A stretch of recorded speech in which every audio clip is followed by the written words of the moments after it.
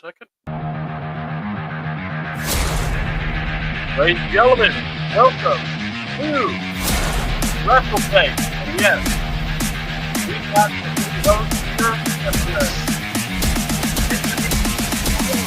air, but it's going to be fun. We got the one going Jerry King. We've got the Patty Caddy himself. There's Brown in the house. We're back to the like, subscribe on the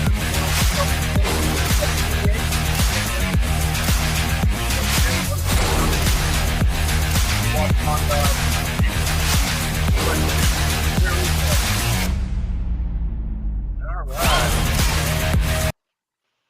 Yeah, I decided to kind of do something different this go around. So you need to tweak it just a little bit. It's still a little too loud.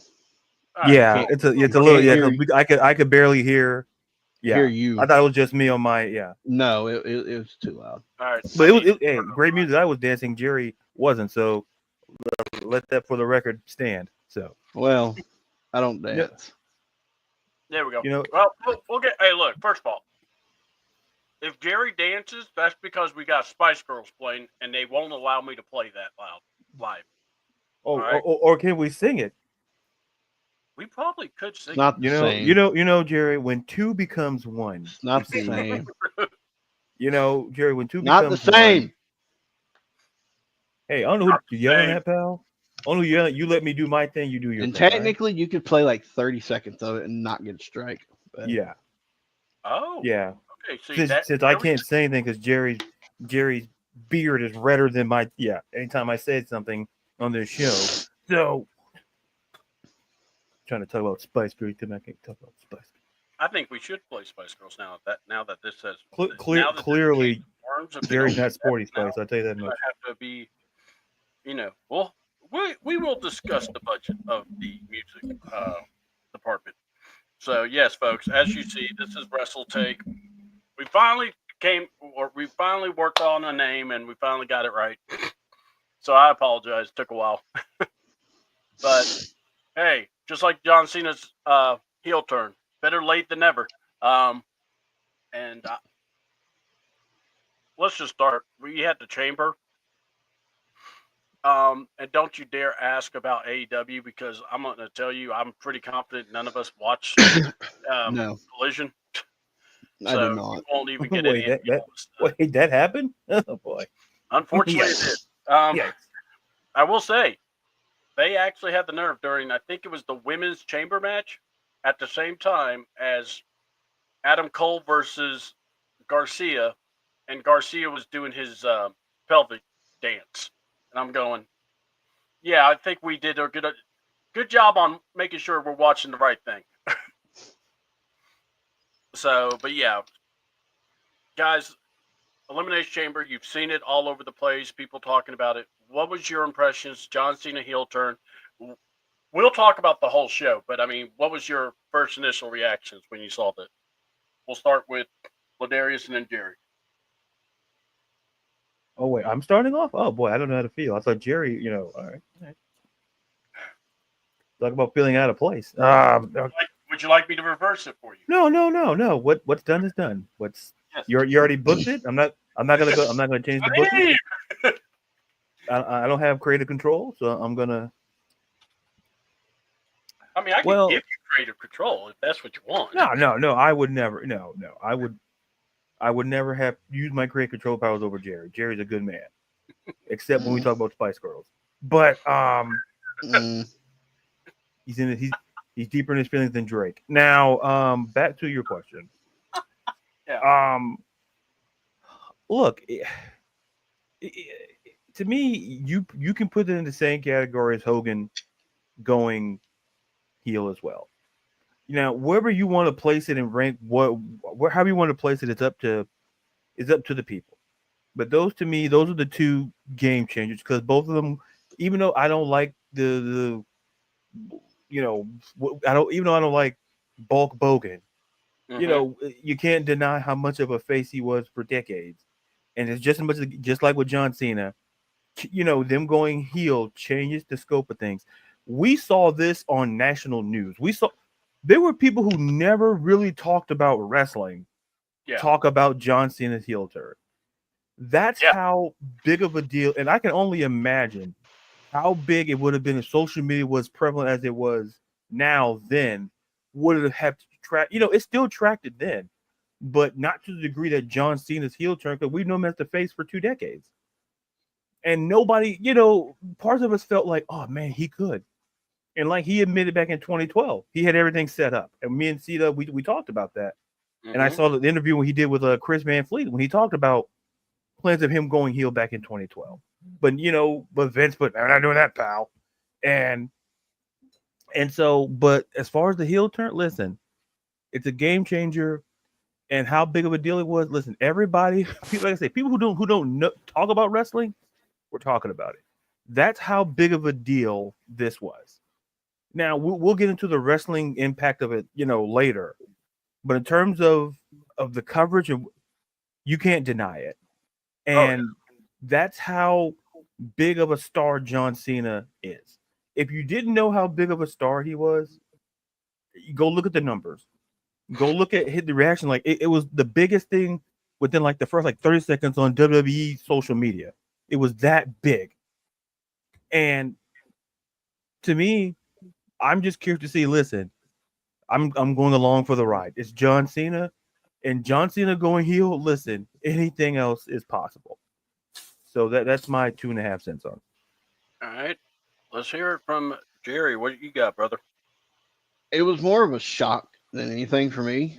Because if you look at it, he's been pretty much the face of WWE for 2 decades, like he said, and 7,000 something days as a good guy, as a face. And then his last run switches. And you don't see that very often. And every now and then you'll see it, but it's rare. Mm-hmm. But the way they did it, it was perfect. The way they did it, it wasn't quite what I called and thought was going to happen, but a shock and a surprise, which is hard to do some of the time with most people that are in the business. This thing surprised me. And like I was telling Ladarius, I told many people, even if you could find the clues, and there were some, you still dismissed it because in your head you go, there's no way he's about to leave. He's not doing a heel run. And they do just that. I go back to October 21st. Cody Rhodes talks about the ride to WrestleMania is going to be unexpected, things that you never thought would happen, and all this. And some people played it off as Cody's just grandstanding, doing his thing. And I'm going, I believe he just told you. And sure enough, then you had The Rock doing the 3 and the slip. And I'm just, this will be, I believe this is the greatest heel turn. I heard radio stations talking about it. I heard, sports places talking about it. It's like everyone talked about John Cena turning heel. So, impact of wrestling now versus back then, I get it. I will still say for what Hogan did, I remind people this was WCW doing it, meaning they had the okay to, hey, let's do this. Here's an idea, Hulk. And Hulk went with it, and it blew up to another level. So that should tell you how powerful that was. This Cena one, I'm intrigued by it. I cannot wait. And not only that, like my buddy, he was telling me about their match card. He said, yeah, it's going to be Owens and Sammy, or the men's chamber is going to end it, but Cena and or the Rock and Cody thing are going to be in the middle of the show. And I'm going, well, that's kind of odd. I'm like, And I did, and I in my head I was like, I don't want him talking, but yet, if you did so, and I'm just saying, talking to myself, and then you saw how it naturally progressed. They basically did that to throw people off. That was the way they kept the secret in front of plain view. So we'll talk more about that. Let's get into it. The chamber match itself. There are a lot of people that have said that the women's match was better. I can't even argue at this point. I thought if you want to talk about starting off fast, woohoo. So we get, everyone's in the pods. Naomi, Liv are about to get in. Remember, Naomi said she can't wait she wants to be one-on-one with Liv to get her hands on Liv. That's what she said on SmackDown. And then you heard the music, and then the woman in black, Jade Cargill, yes, showed up. And, we talk about Bianca doing acting. Let's also give Liv Morgan some kudos on the acting also, because that girl, I thought, I kept on saying, no, she ain't going to attack Liv, is she? Because Liv looked like she was about to cry. And, well, we found out Jade wasn't going after Liv. And at one point, I really thought Jade, Liv, and Naomi became a Hallmark movie, the way it was going down. But yeah, what did y'all think of it? We'll start with Jerry, go to Ladarius. So let's go to Jerry first. What you thought of the women's chamber match? The match itself was great. I enjoyed it. Mm-hmm. Hats off to Liv for taking some of the shit she took. Woo! I mean, not even just the whip, the fucking swinging into the chains and the plexiglass. It's not that bad, but those chains, that hurt. Like I said, the match itself was great. The Jade spot, my only problem with the Jade spot is she should have attacked her as she got in or on the step, not right as they're close, because you literally watched them hesitate to close the door because they were going to close it and then they stopped. And to me, it was like, okay, something's going to happen. I wasn't thinking Jade, but something was going to happen. And then Jade comes out, and I was like, okay, she's about to beat the shit out of Liv. Nope, she beat the shit out of Naomi. Mm-hmm. Literally beat the shit out of Naomi. And this is the part that it swerved me, but it didn't. It was like Naomi didn't know that she was going to attack her. Just by the way she was like standing and looking around, it was like she didn't think she was going to attack her. She thought she was going for Liv. So it's kind of like, I was a little confused there, because if they knew it was coming, then why was she awkwardly moving around and looking around instead of being in a good position to where Jade could attack her? But I mean, the beatdown was a beatdown. She beat the fuck out of her. Yeah. And then the cage door spot, that was creative. I didn't think anything about that. That was good. Jerry's taking notes. Okay, that definitely can work. And again, the person who won, I did not call winning it either. I was thinking it was going to be either Liv or Alexa. But I mean, I don't mind. Bianca won it. That's cool. I think her and Io have a good match. I have a theory that's for that match, but I won't get into that right now. Oh, don't worry. I think we all are feeling the same way, but we'll talk about it. So, Ladarius, go for it, brother. What did you think of the women's chamber match, bro? Listen, it was absolutely fantastic, and listen. If I hear Jade's music coming, I wouldn't close the door. Like, listen, you stay out of Jade's way, because she's not coming out. There's no pleasantry. She was coming down there, and you see the ref was like,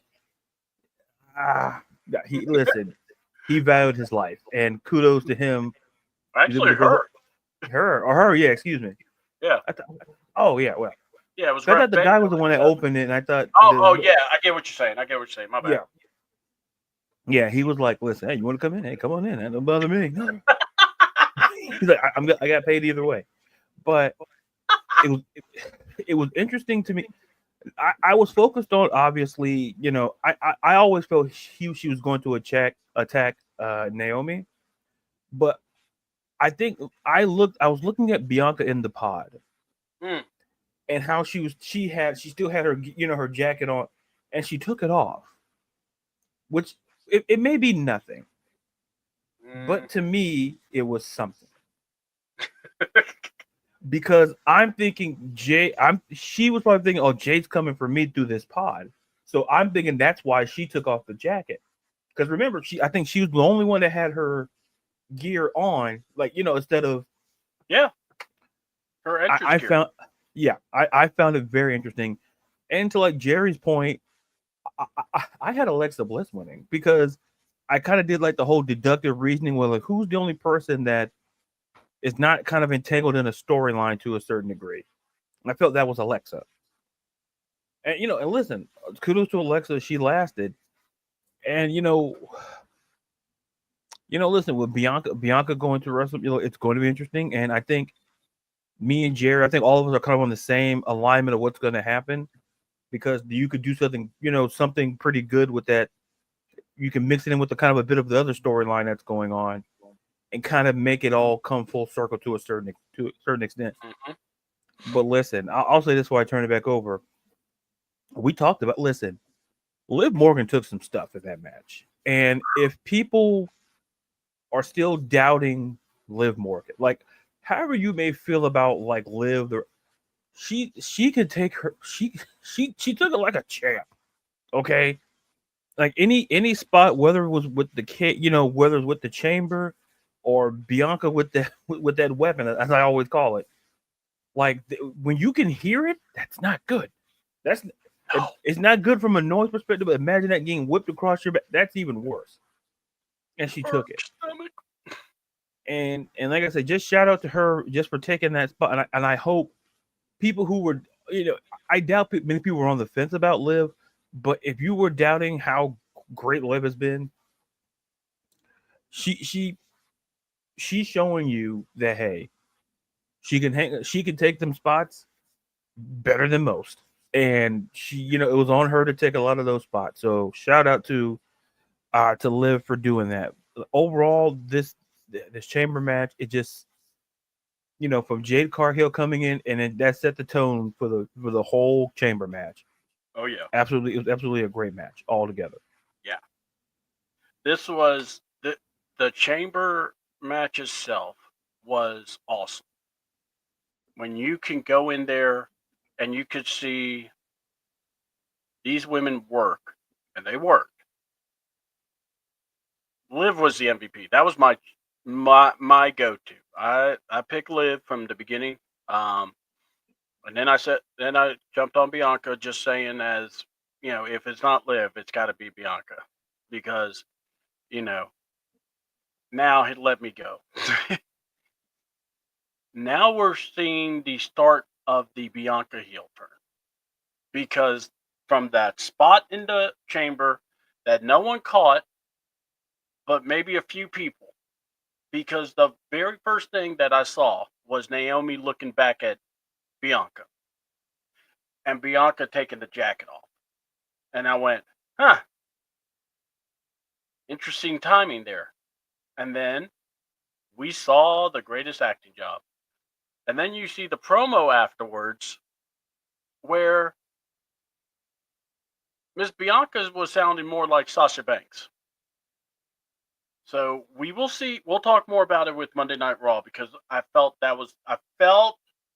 we are now going to Bianca Belair, the heel version, with a twist of Sasha Banks. And now that you've turned Cena heel, why not turn Bianca? We'll definitely talk about that. And wait a minute, we got Dre in the house. If you guys are cool with it, let me bring him in. What's up, Dre? How you doing? What's going on, man? How you doing? Good, brother.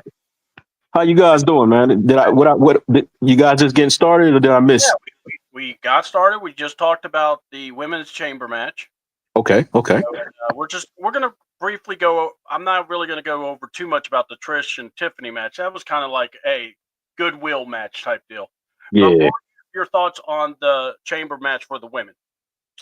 I thought it was an excellent match. I'm just started off like this. I was not expecting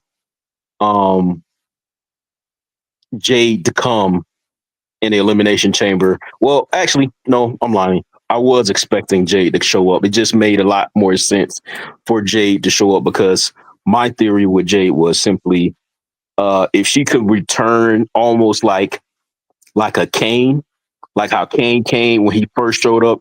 He tore off the door of the Hell in the Cell, and then he did his damage, and then he left. I kind of felt the same way. I kind of felt the same thing with Jade a little bit, except she didn't do as much destruction, but she did leave Naomi, kind of battered. If you ask me, she left. Yes, pretty much. I thought it was a good spot. I thought it was a great spot, man. Door, because here's the thing: if you were to rip the door off, first of all, you gotta keep that door somehow for the other guys. So yeah, so she had to do that. So outside of the Jade spot and everything, I thought the match was excellent. I seen improvements from every wrestler in that ring. I had Alexa Bliss winning. Okay. I would have loved if Jade would have taken Naomi's spot because I think it's going to be. I think Bianca is the mastermind. I'm sorry. I think Bianca is the mastermind. Don't be sorry. We're all thinking the same thing. So you're actually in the same club. Okay. Sounds good. Sounds great. But Darius yeah, man. broke the case a few months ago, and then I kind of jumped on, and we're trying to get Jerry involved in it, but but just know we've all had our views of this. Yeah, man. Like I said, I had Alexa Bliss winning. That one. But she did her. What did you think about? Okay, so you're saying you feel like Bianca's the mastermind.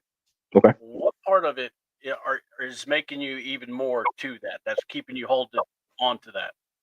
Well, we all know that when we seen the initial videos of Jade stretched out on the car, we knew that Bianca was in the ring when they showed that to the audience. Correct? Yes, exactly. So to me, I think Bianca might have gave Naomi the hit. Like she might have planned it with Naomi. Mm-hmm. Naomi did the hit because of Bianca, because of what Bianca is saying. They came up with a plan to, become the tag team champions and all that stuff like that. And I think the twist is going to be Naomi is going to bring all this to light. That's what I think the twist is going to be. So I think the thing that, in order to answer your question, it's simply everything leading up to it has Bianca names written on it. If you ask me. Yeah. All right. Everything leading up to it. Yep. Like we're all one accord on this one. All right, guys. Let's look. Like I said, are we okay not talking about the Nia, Candice match and Tiff and Tiffy match? I'm going to ask. I want to make sure we're all good. Ladarius. Ladarius. Yeah, you, brother. Ladarius. Yeah. You're muted, brother. You a thumbs up. I gave you a thumbs up. I couldn't see your thumbs up. My bad. No. I'm sorry. My hands are so big. So sorry.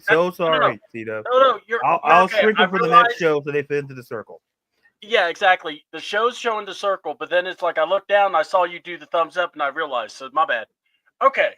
So now let's talk about this. Sami Zayn, Kevin Owens, non-sanctioned in Canada. Details. I got to get on my soapbox, and even Jerry would appreciate this. Details. The lights were down. Yes. The referee's shirt was a black shirt. They covered the WWE corners. Maybe one got uncovered, but it's okay. and Sammy showed up in jeans and boots. I was sold in. I couldn't wait. And hold on, skipping a match. What is AEW? Oh, don't worry. No. This isn't AEW. We're talking about the Chamber. And look, we like Liv, or we like Trish, we like Tiffany, but look, it was a goodwill match. That's what I'm calling it. So yeah, that's what that was. Craig trying to get us in trouble. So anyway, no, we're not bringing up the Costco guys either. All right, so let's talk about it. What was your thoughts on the violence of the non-sanctioned match, and then also the return of Randy? What did y'all think? We'll start with Dre, Jerry, and then Ladarius. Okay, so to caveat on what you talking about, CW, I thought that match was pure artistry. I thought that if you wanted to relive the nostalgia of the early 90s ECW early Attitude Era, that was the match to bring you back into being a fan of wrestling. That's what I believe. You said something about the lights. That alone, I thought, was the number one thing that set that match apart. Simply because when you highlight the ring like that, it's almost like a dark match. So it puts the spotlight on the entertainers, on the wrestlers. It puts the spotlights on the wrestlers, and it makes the people of the audience pay attention to that match a hell of a lot more. Oh yeah. And it was in it, and they did it perfectly because it was pretty much a damn hardcore match. And those guys, KO and Sami Zayn, gave their hearts to the audience that night. That's what I seen, and that's what really captivated me. It captivated me so much that it damn near overshadowed Randy Orton's return. To me, it overshadowed Randy Orton. The match overshadowed Randy Orton's return. All right. I got you. I'm gonna leave it there and let somebody else go. All right, let's do this. All right, Jerry, go ahead. And I will say this: I know for a fact Mr. Jerry's been in some non-sanctioned matches. So yeah, I'm also fixing to go off. Oh yeah, go for it. Go for it. I know. Overall, the match was great. It was violent. It was everything that they wanted it to be. Yep. Like you said, the lights being low, the logos covered up, the ref in black and jeans. It was great. Perfect. Some of the spots were a little cringy with the way they took them. Yeah. Especially Sammy taking that fucking dive spot through 2 tables. Oh God, yes. That scared me. Now for the part I didn't like. You claim you didn't cut or shave the barbs off the barbed wire chair. I call bullshit. I call bullshit. Coming from someone that is taking that shit. Bullshit. I knew it. You didn't cut them off the back because you could see them on the back. Yeah. You cut them off the front. Because I'm sorry, you giving me a Russian leg sweep or whatever into a fucking chair face first, you're gonna come up bloody. Yeah. I thought that was a T-bone? I thought it was a T-bone suplex. He gave him the first one. He had the chair open, sat up, and he gave him a I can't think of it. The half and half suplex he does. No, that was second. Okay. He did a what is that move? Blue Thunderbomb? No, where you run in, you take him with the toe something. Anyways. Oh yeah, the drop toe. Drop toe hold. Thank you. Okay. He gave him that, and he like ate the side of it with like his chin and the side of his face, and he didn't come up with any blood on him whatsoever. Yeah. The chair shots to the back, the T-bone, the Blue Thunder through it, nothing, no blood whatsoever. And I get it. You wanted to save it for the end. I get it. but don't use that type of weapon if you're not going to produce blood. Even just a little. I Don't agree. use. You, I think 1 second, Jerry. On top of that, I think the match was so good that it kind of overshadowed the fact that there was no blood. Right. It didn't need it. Yeah. Yeah. Surprisingly, I've never Surprisingly, it didn't need that it. line. Which is why I don't know why they used that. They didn't need it. Yeah, I'm with it. And I'm going to answer the question Craig threw up there, by the way, after Ladarius speaks. So go ahead. Whenever you guys are ready. Ladarius, you there? Oh yeah, you can answer. You can answer Craig's question. That's fine. Okay. The reason I wasn't worried about the WWE official is, let's remember, KO just beat up the non-sanctioned ref. So basically, you got to get someone out there. They have their shirts on. It's not like they're going to just take them off to enter this match. They ran in, and then I believe, if I'm not mistaken, he like stunned the other ref or something. So it's like, it just showed the madness of the unsanctioned match. Yeah, so that's why I had hit one with something, and then he clotheslined Charles. Yeah, and then Charles, man, he loves running, man. Charles is still running to this day. Hey y'all, I believe they make long ramps just for Charles to run. I really believe he sees it. He's like, sprint.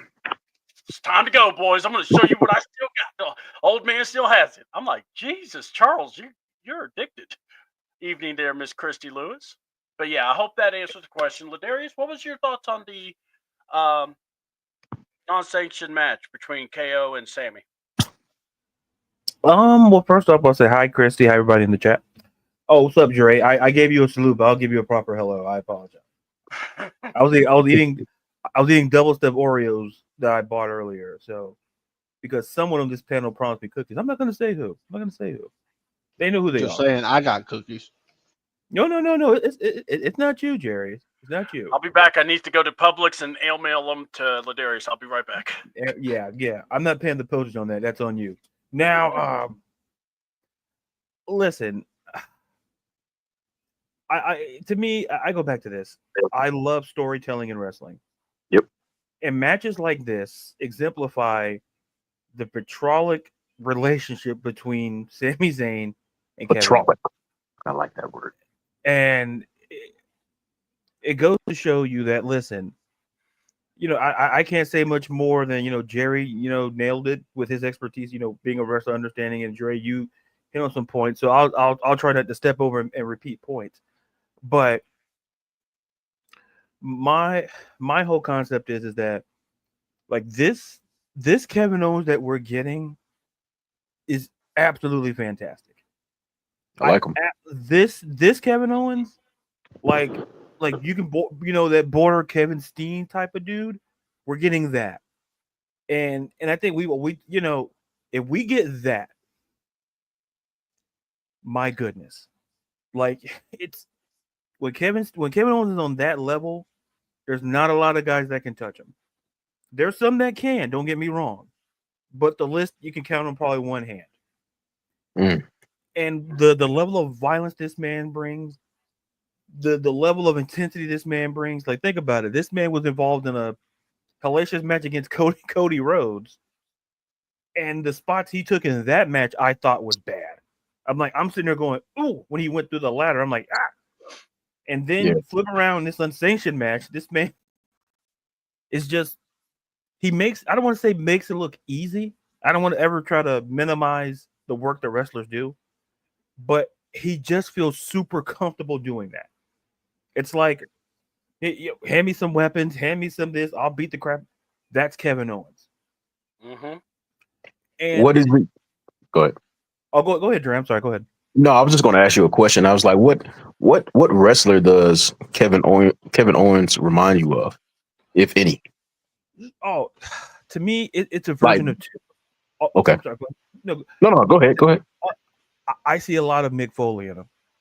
Yes, I see a whole. Yes. I'm glad you said that. Because to me, the match that made me love wrestling was Undertaker versus Mick Foley. Yep. In the Hell in a Cell match, and the spots that, my God, that Mankind, whatever you want to call him, when my God, listen, getting thrown off a cage into a table onto a stretcher. He's like, oh, this match is over. Mick Foley says, not today. And then comes right back down there, takes a few more, goes through the cage again.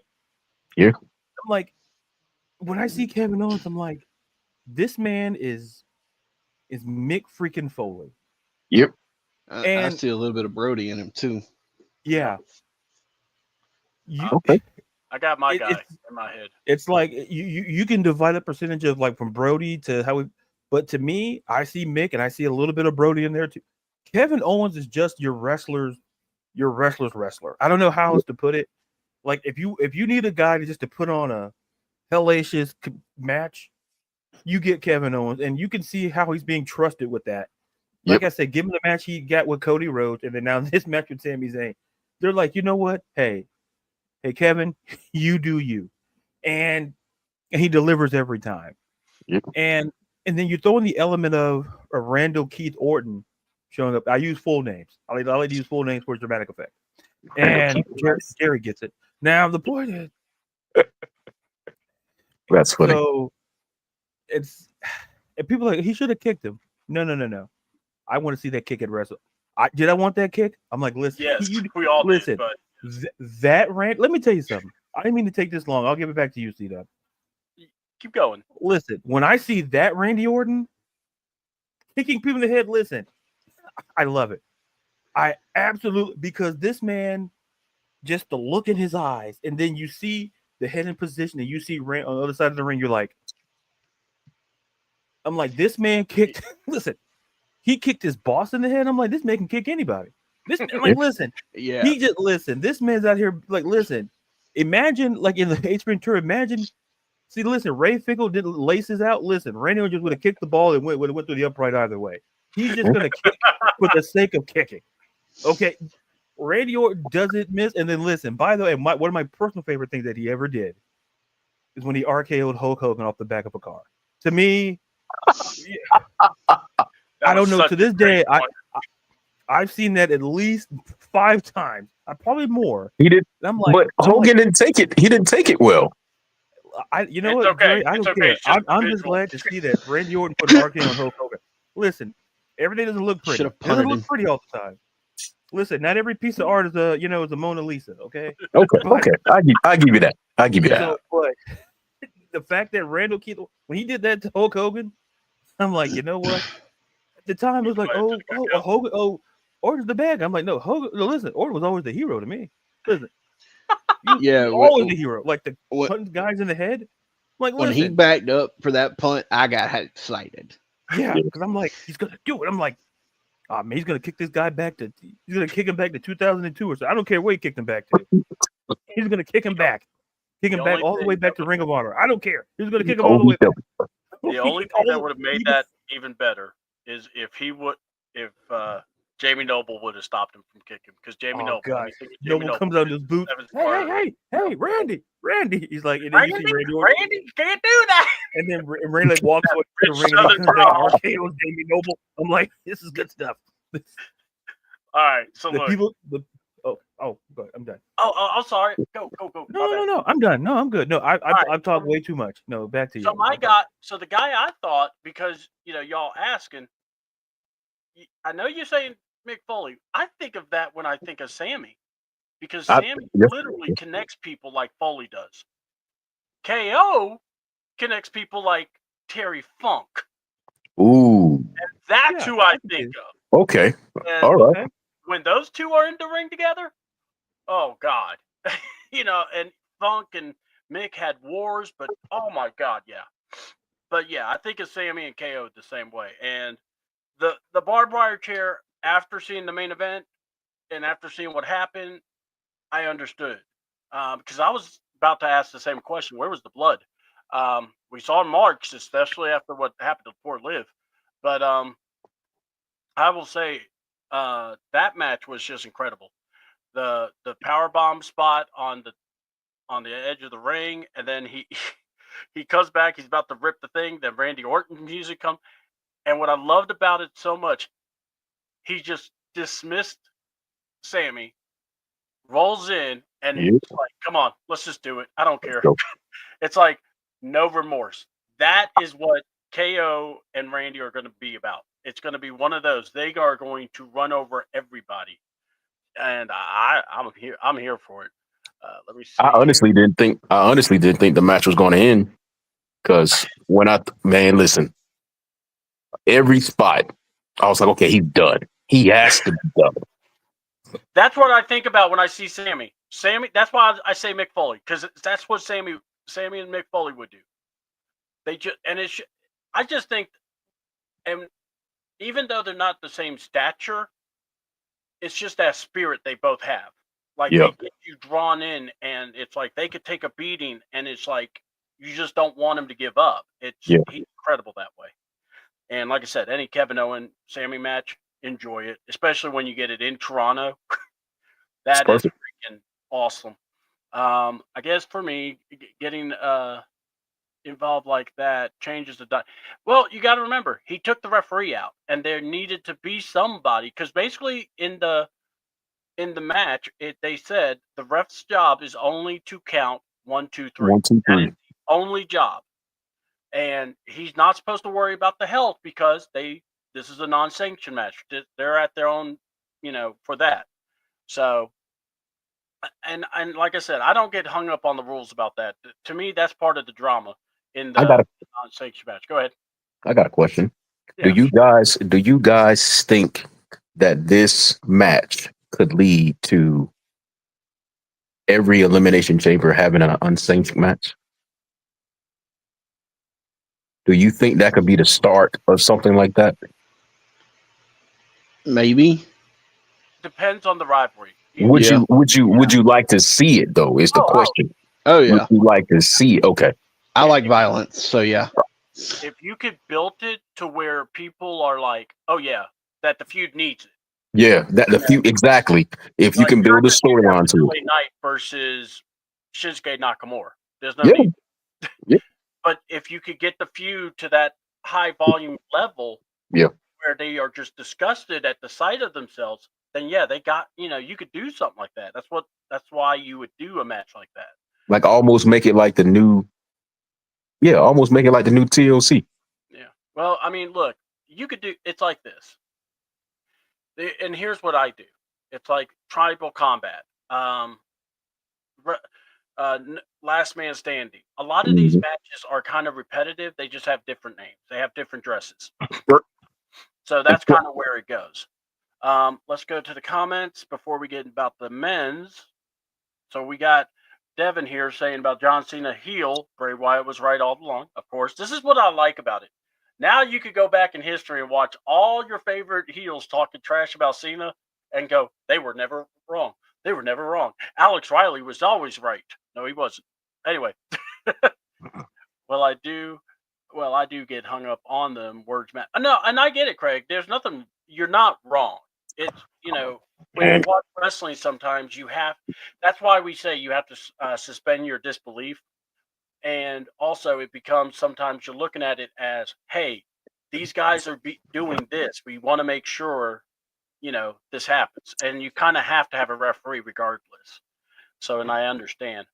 Triple H claims he wants to bring the Attitude Era to the modern day. Attitude had a lot of gimmick matches every episode. I think this is the way of heating up Attitude Era style wise close to Mania. Hey, that's a good damn way to do it.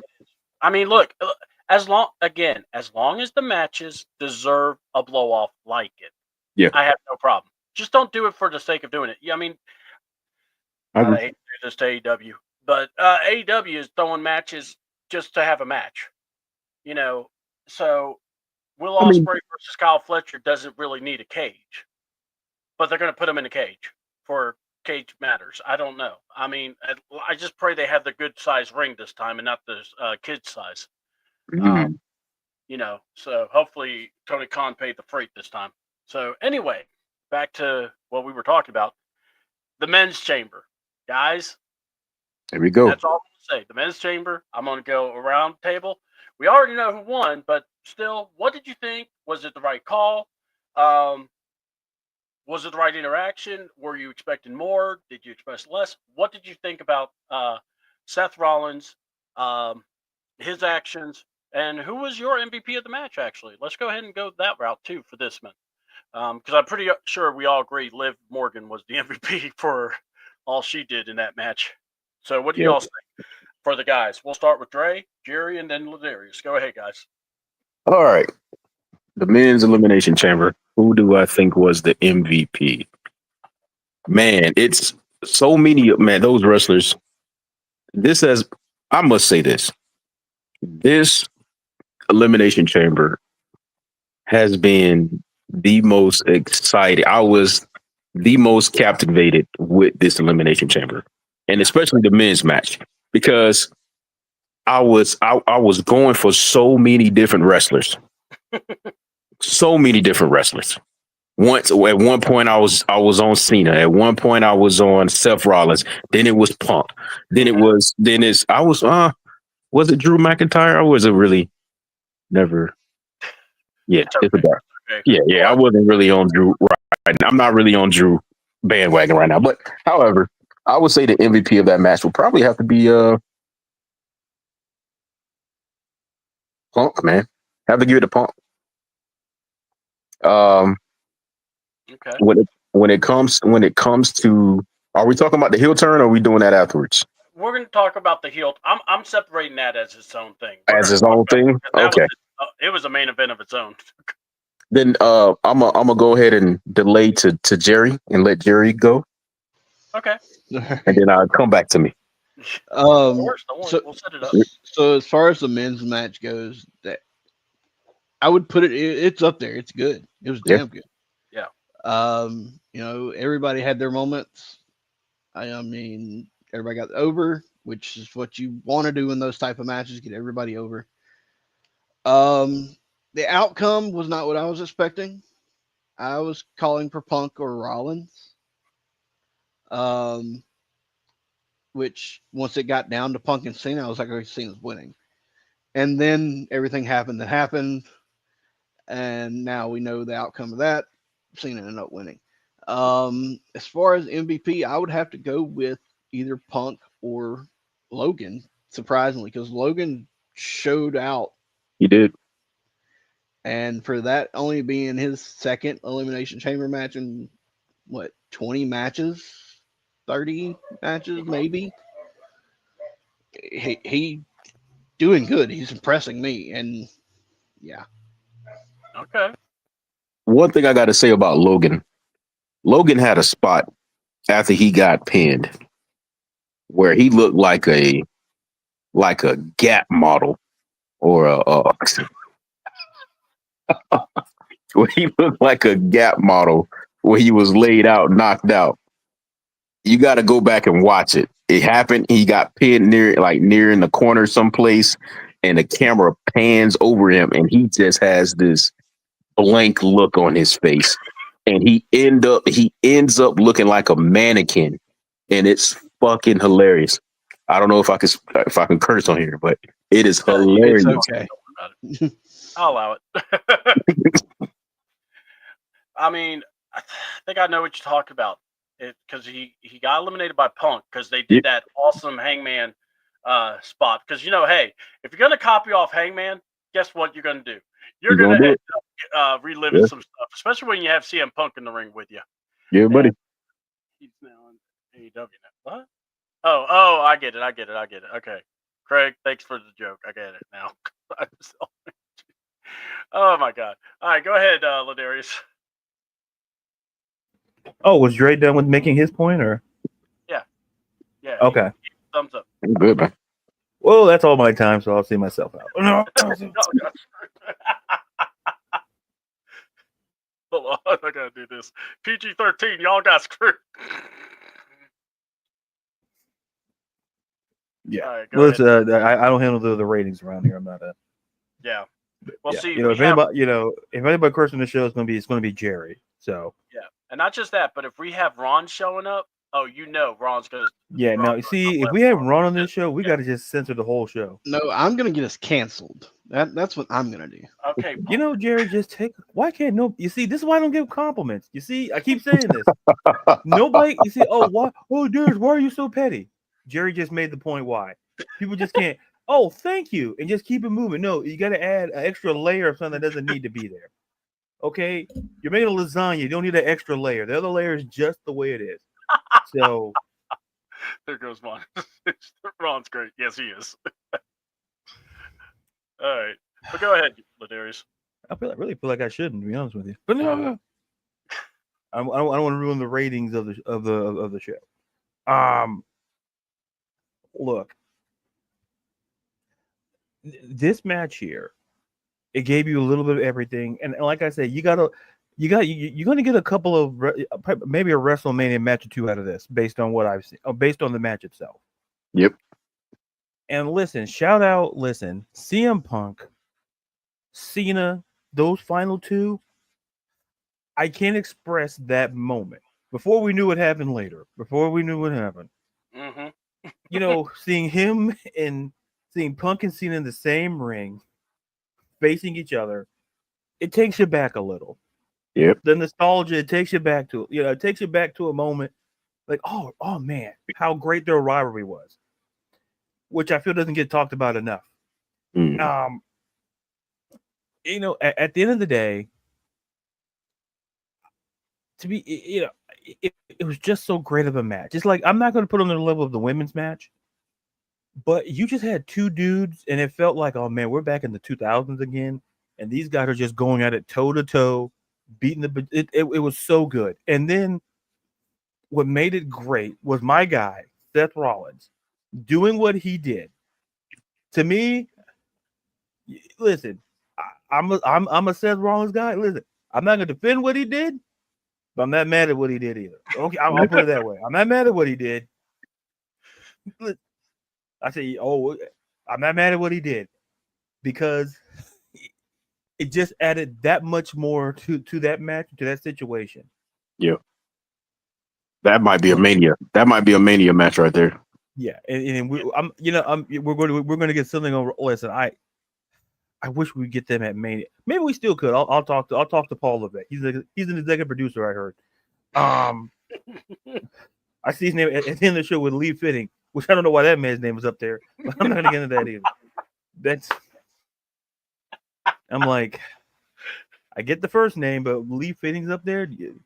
Y'all didn't read the news. I'm like, anyway. I'm like, listen, we're an alternate timeline. Just anyway, but to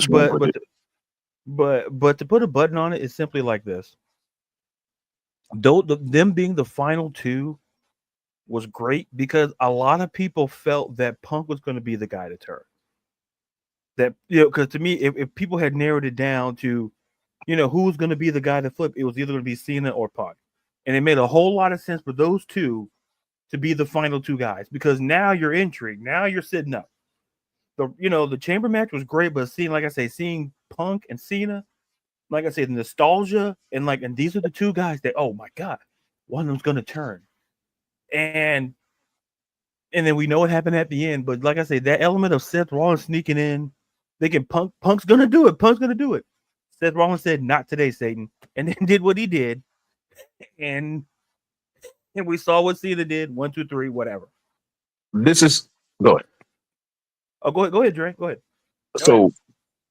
This is. I love storytelling, man, and this is what kind of, because I felt like I didn't know anybody was going to turn, but I damn sure didn't think it was going to be John Cena, especially when he reached out to shake Punk's hand. I was like, classic Cena. That was classic Cena. I was like, yeah. Good at two shoes, hustle, loyalty, respect. It set up everything to make it even seem like at the end of the match, nothing was going to happen. Yeah. You're absolutely. And listen, you and I are on the same page, and you can ask CWS Jerry. I talk about storytelling on this show a lot. Yeah. Storytelling just adds an element that makes a match better. Yes, it does. Because you can have a great match, but you low key a storytelling kind of helps tell. It helps a great deal to me personally. It does. Where, like what we saw in that final sequence, when we saw Punk and we saw Cena, like that was cinema, that storytelling, because those were the two guys that people were speculating, oh, they could turn, but no one expected, like you mentioned, for Cena to be the guy, but that's what made it even better. Yeah, Because when you can live long enough to be the hero, at some point you're going to be the villain. and it's At and some it's set point, up perfectly. yeah.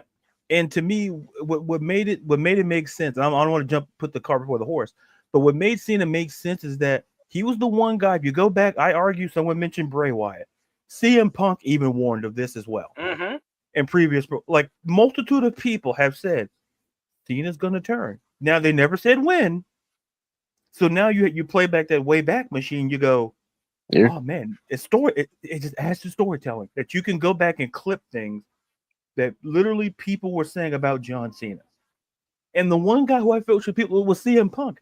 Like that's the one guy. If there's anybody who needs to talk, no disrespect to Bray, because Bray Wyatt kind of hit it on the head too. Mm-hmm. But like CM Punk was absolutely cooking when it came to talking about John Cena. He said, Yeah, "Listen, he was. the enemy is like he told Cody, it's like he's right in front of you. Like he basically said, the enemy's right in front of you. He's not behind your back. He's right in front of you."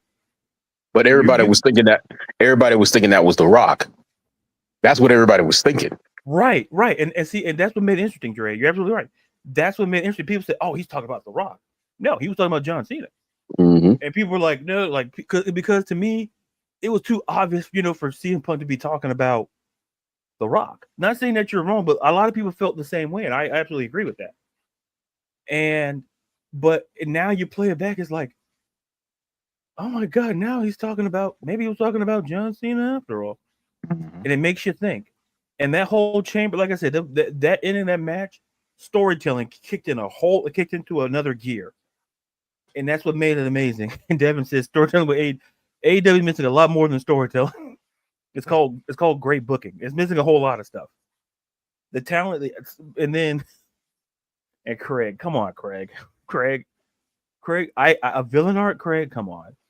I'm pretty sure C-Dub and Jerry. I'm not going to be the guy to turn. Okay, I'm not going to be. I may show it in moments, but Jerry. it's going to be Jerry because see, Jerry went heel on me, and listen, I took it personally. Yeah, well, yeah. So that's why I know it's going to be Jerry. Me now, if Jerry can get me on his side, listen, some cookies. Listen, it'll be no money, chicken nuggets. Like, listen, I can be swayed. I can be bought. No cash. I'm good. I'm gonna take the money and buy nuggets anyway. But let's use your money and buy the nuggets. So I can put that money to buy, sodas and other stuff. But to wrap up the point, listen, the chamber match was great. I think you said earlier, Dre. A lot of people could listen.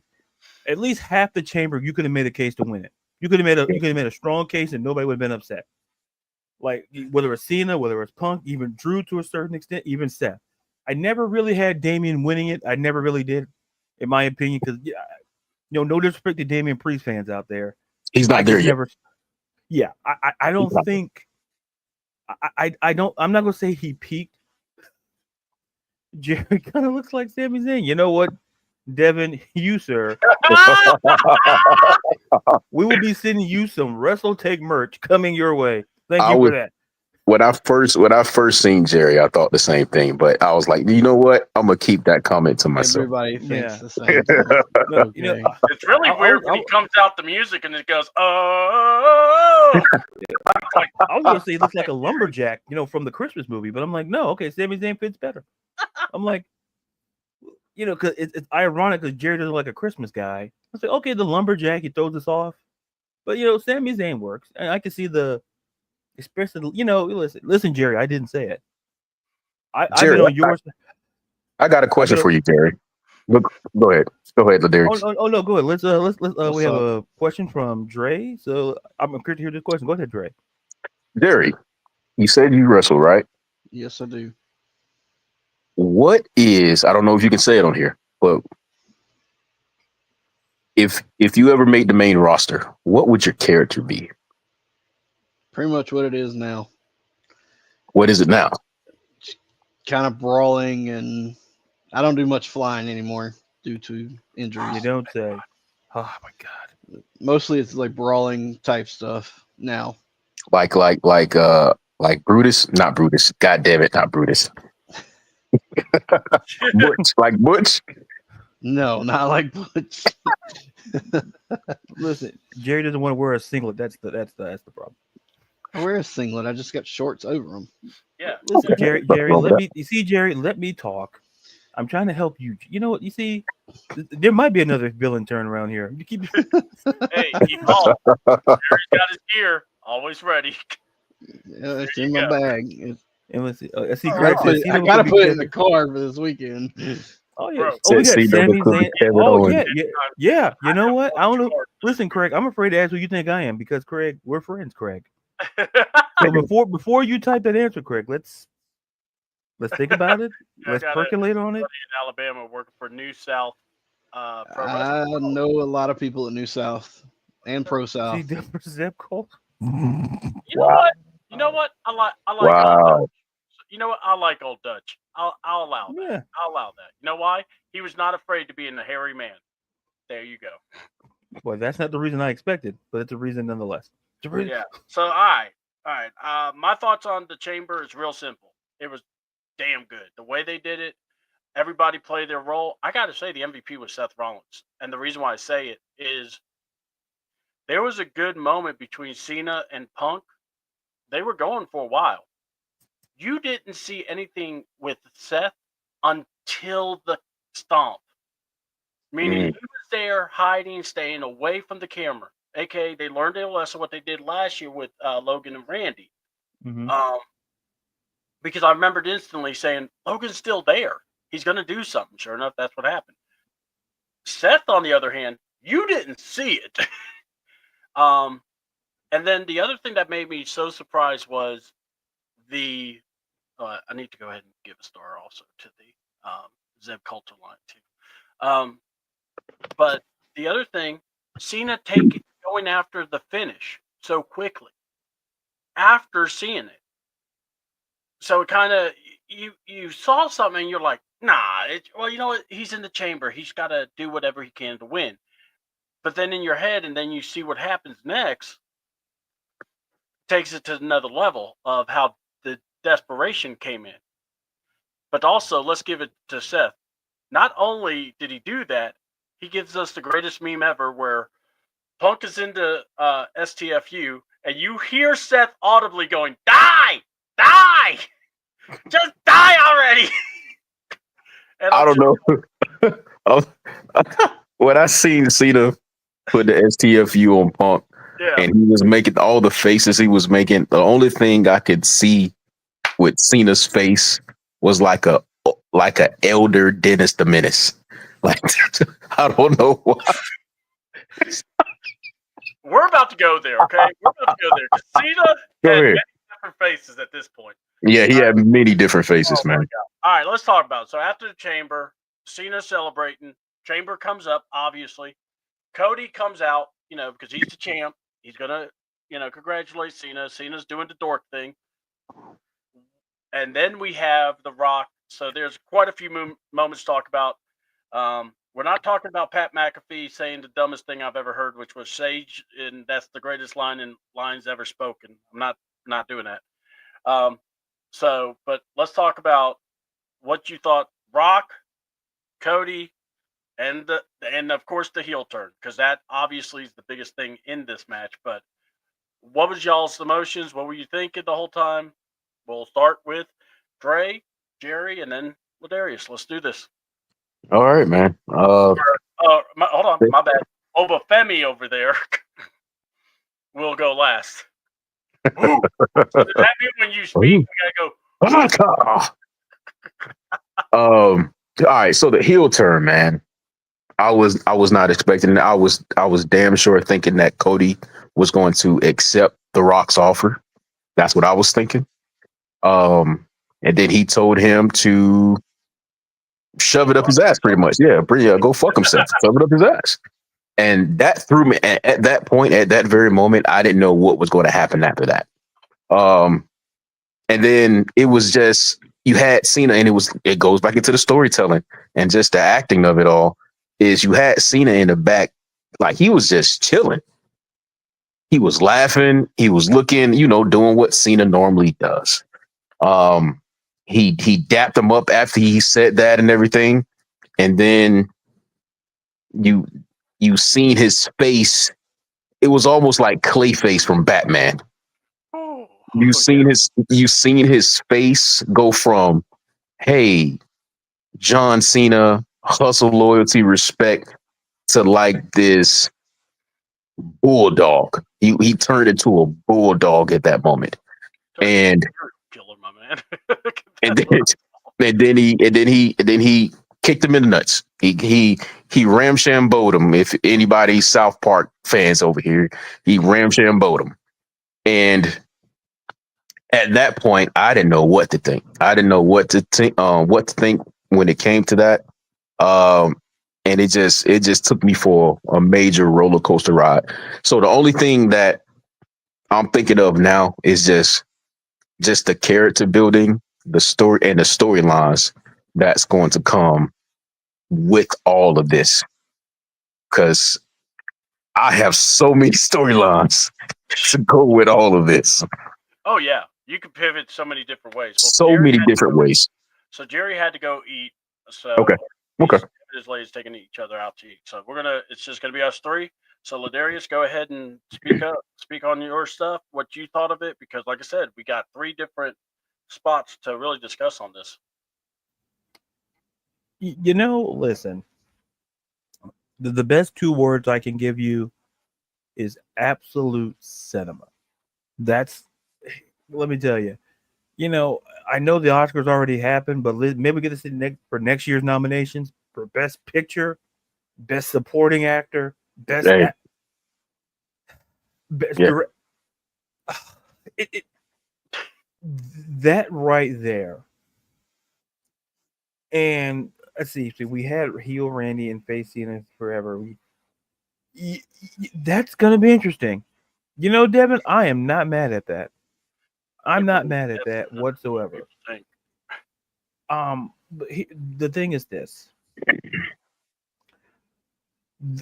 seeing Cena. Listen, and I mentioned it at the top of the show.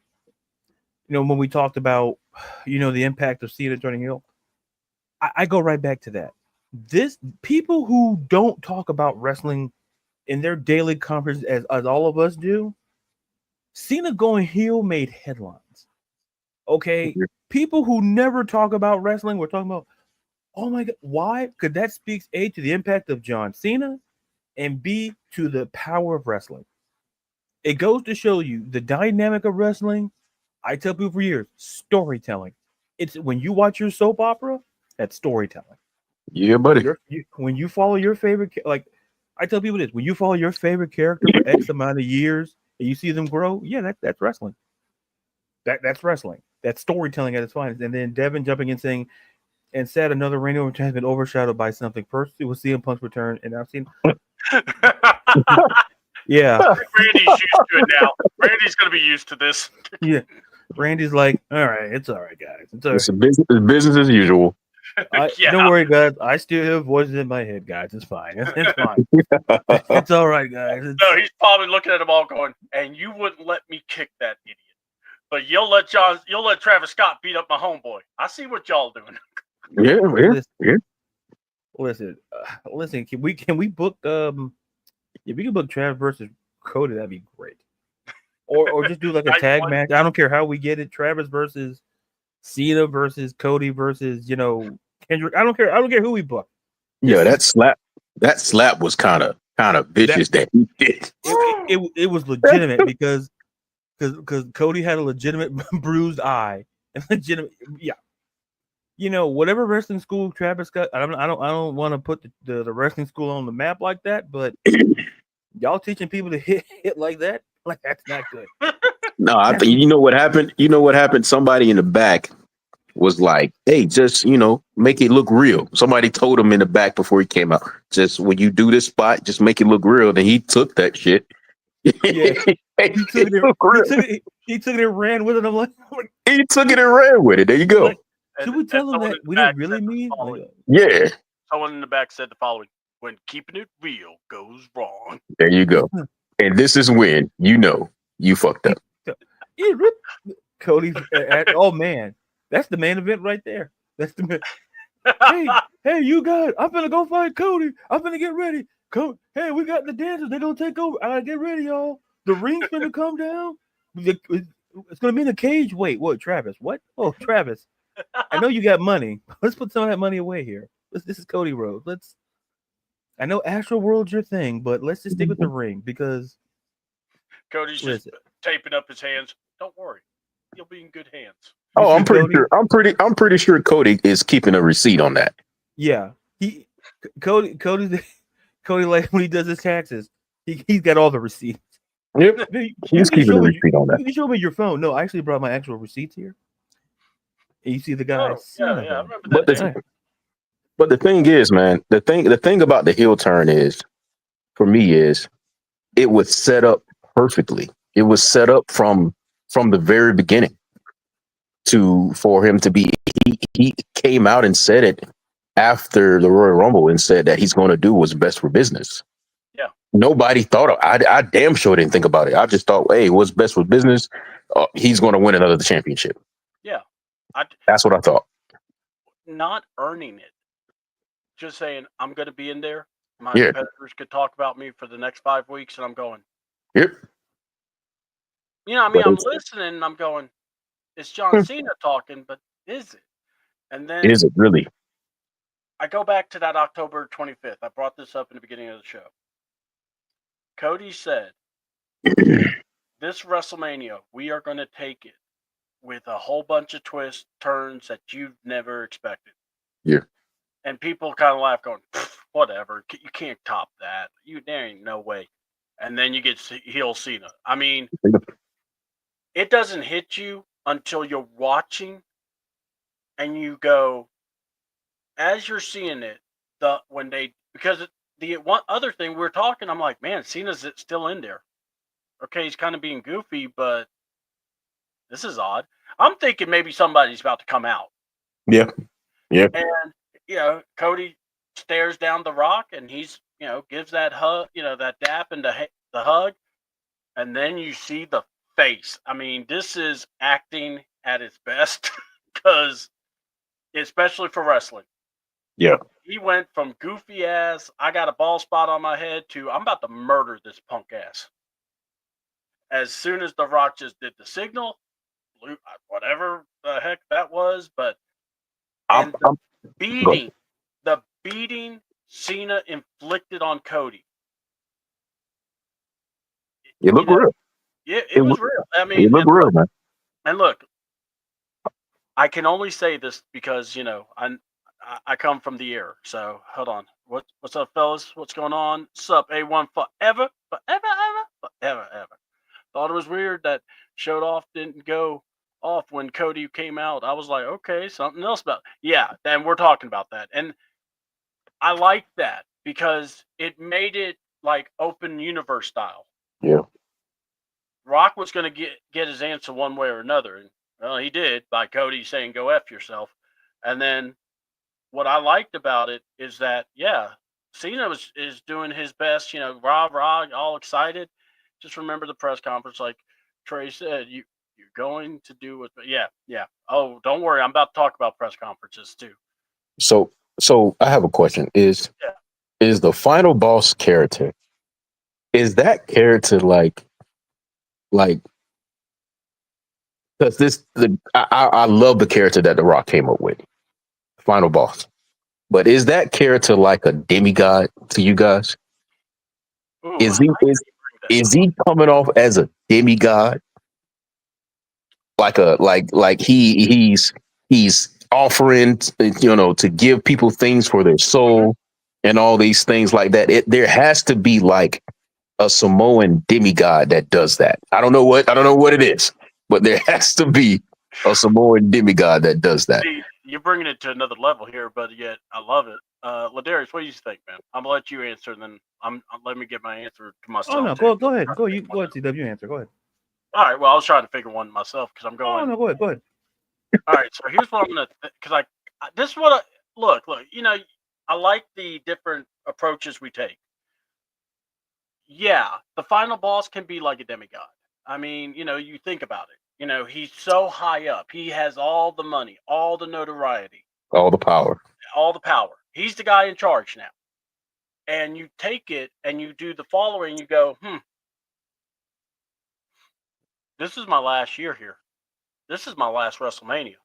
I want to get number 17. I'm actually going to read Uncle Steve's, and then I'll read Devin's comment. Because he's going, fellas, love the heel turn, but it won't sustain past SummerSlam. I actually wouldn't be shocked if Cena switches up on the final boss at WrestleMania. Plus, Punk versus Rollins will be epic. I will say this, and heel boss, final boss, heel Maui. Okay. Okay. Y'all can explain that to me. And then, yes. All right. I will say this. Yes, because the final boss, he could give you all kinds of stuff. Cena did say in that press conference, I can say with 100% confidence, I will become the 17-time champion. Fully confident. He did say that. Words. He did say that. I can see that too. I don't know how far we're going to get with the heel run, but I will tell you this. Cena is not doing a heel run for 4 weeks. Oh, no. I think this will go a little longer. We'll talk about it all too. I actually think he should retire as the heel because it will give him a chance to come back years later.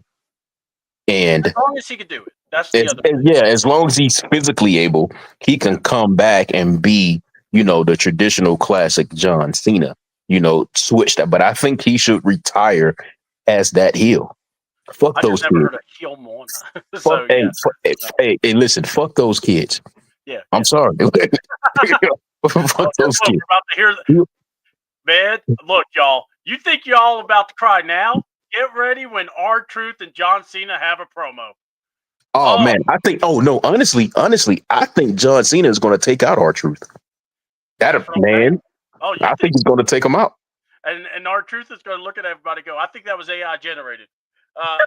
But Darius, what do you think? Let you get into this conversation, brother. As I'm putting the comments up here. And yes, I forgot about Moana, so my bad. Listen, I don't know where to begin. I don't know what you talked about. You guys have been doing great. I just been Okay, well, I got a question for you.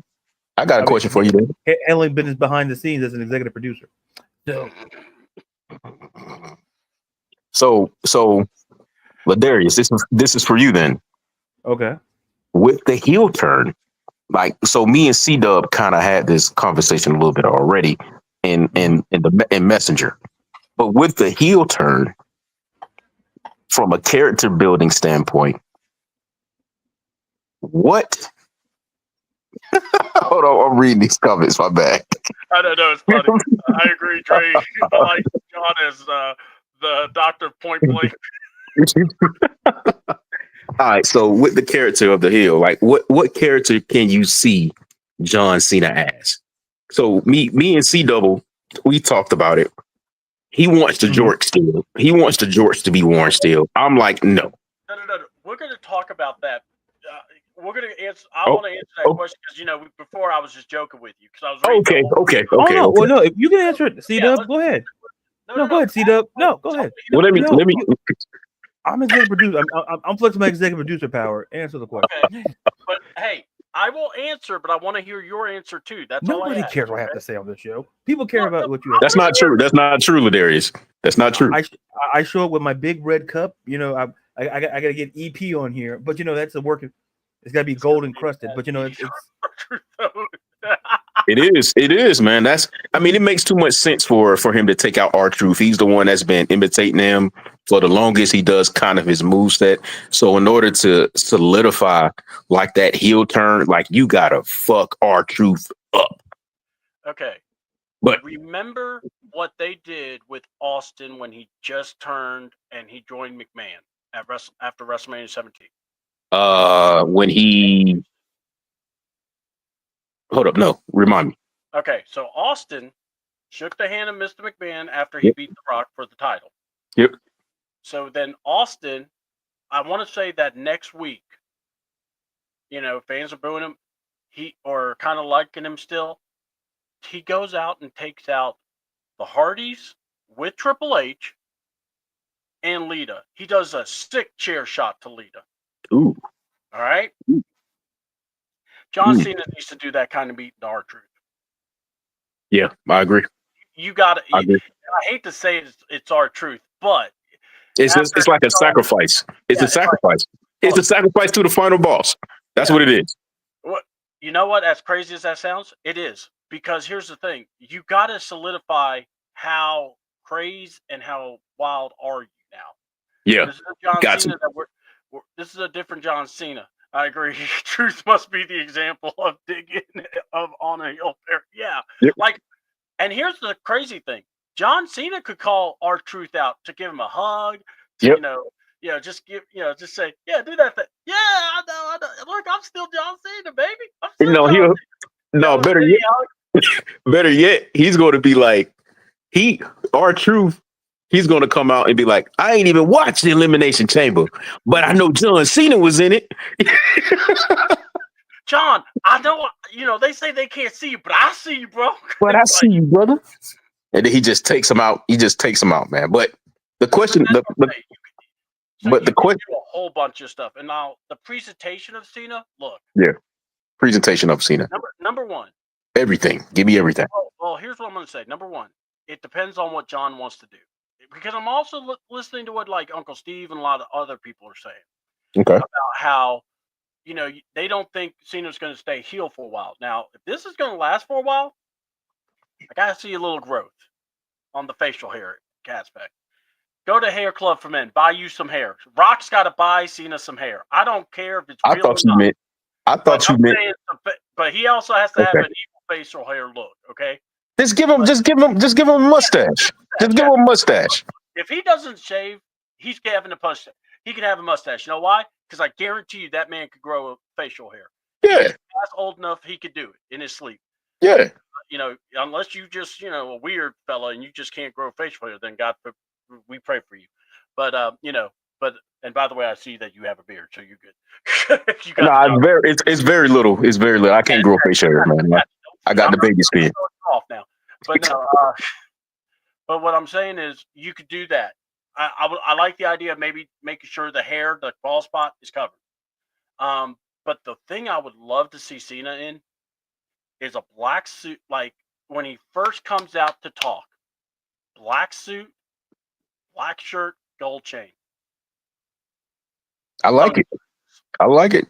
I like that. And then the music, he doesn't even let them come out to music. The first go around, it's booze.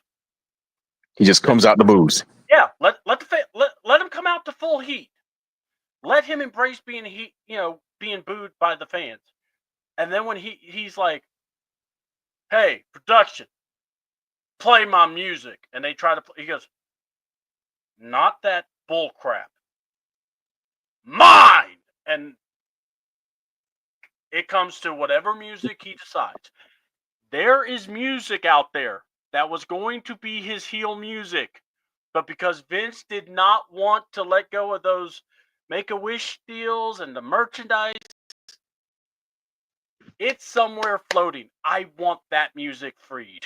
But that's what I'm saying. I want Cena to and I want him to wear sunglasses. I don't even want him taking the glasses off until like a few weeks before Mania. I think have him in a suit, have him looking like a mafia boss, like a guy that has no soul.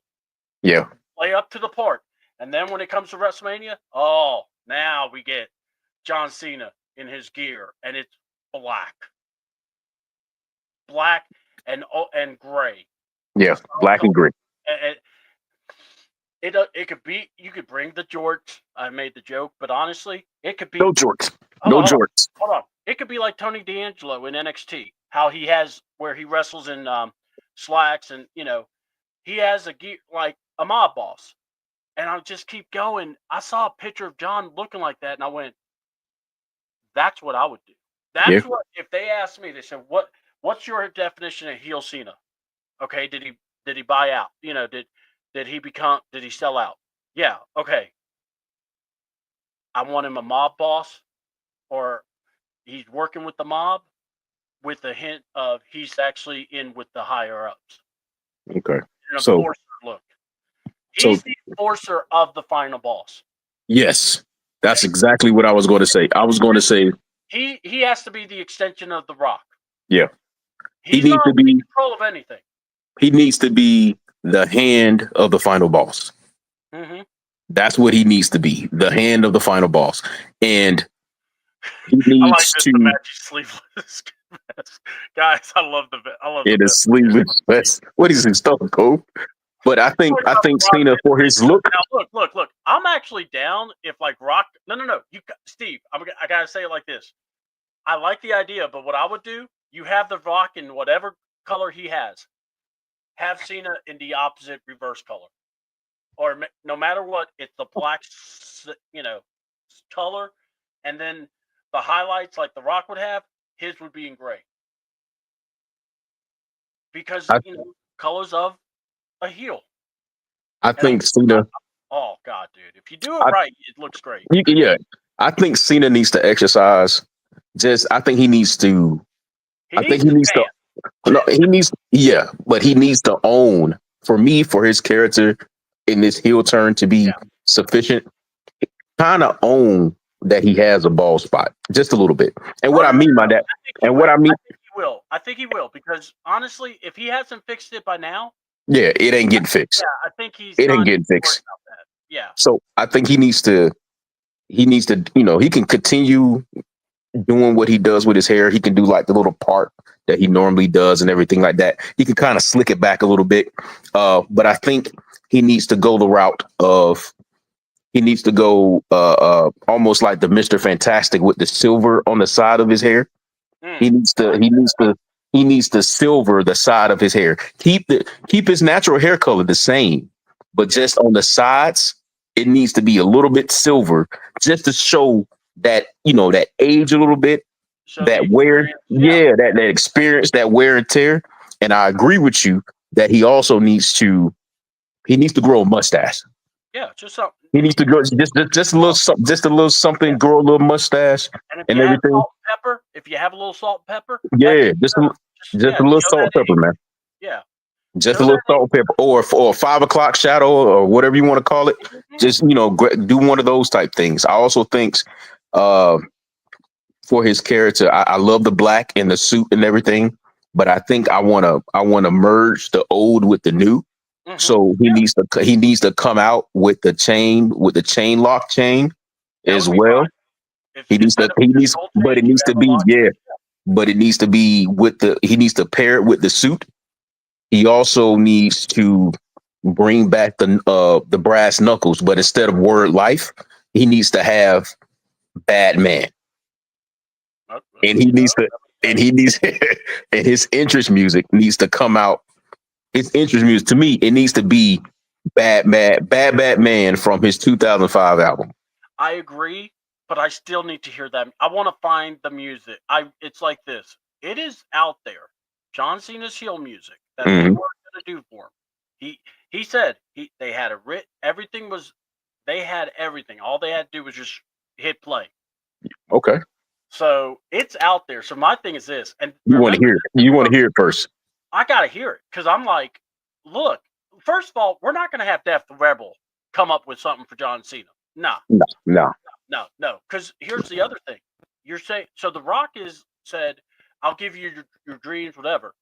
So why would The Rock settle for Def Rebel when he could get anybody to play or do the music for John Cena? That's true. So that's where I'm like, you do it any way Cena wants. And someone's bringing up Bald Cena.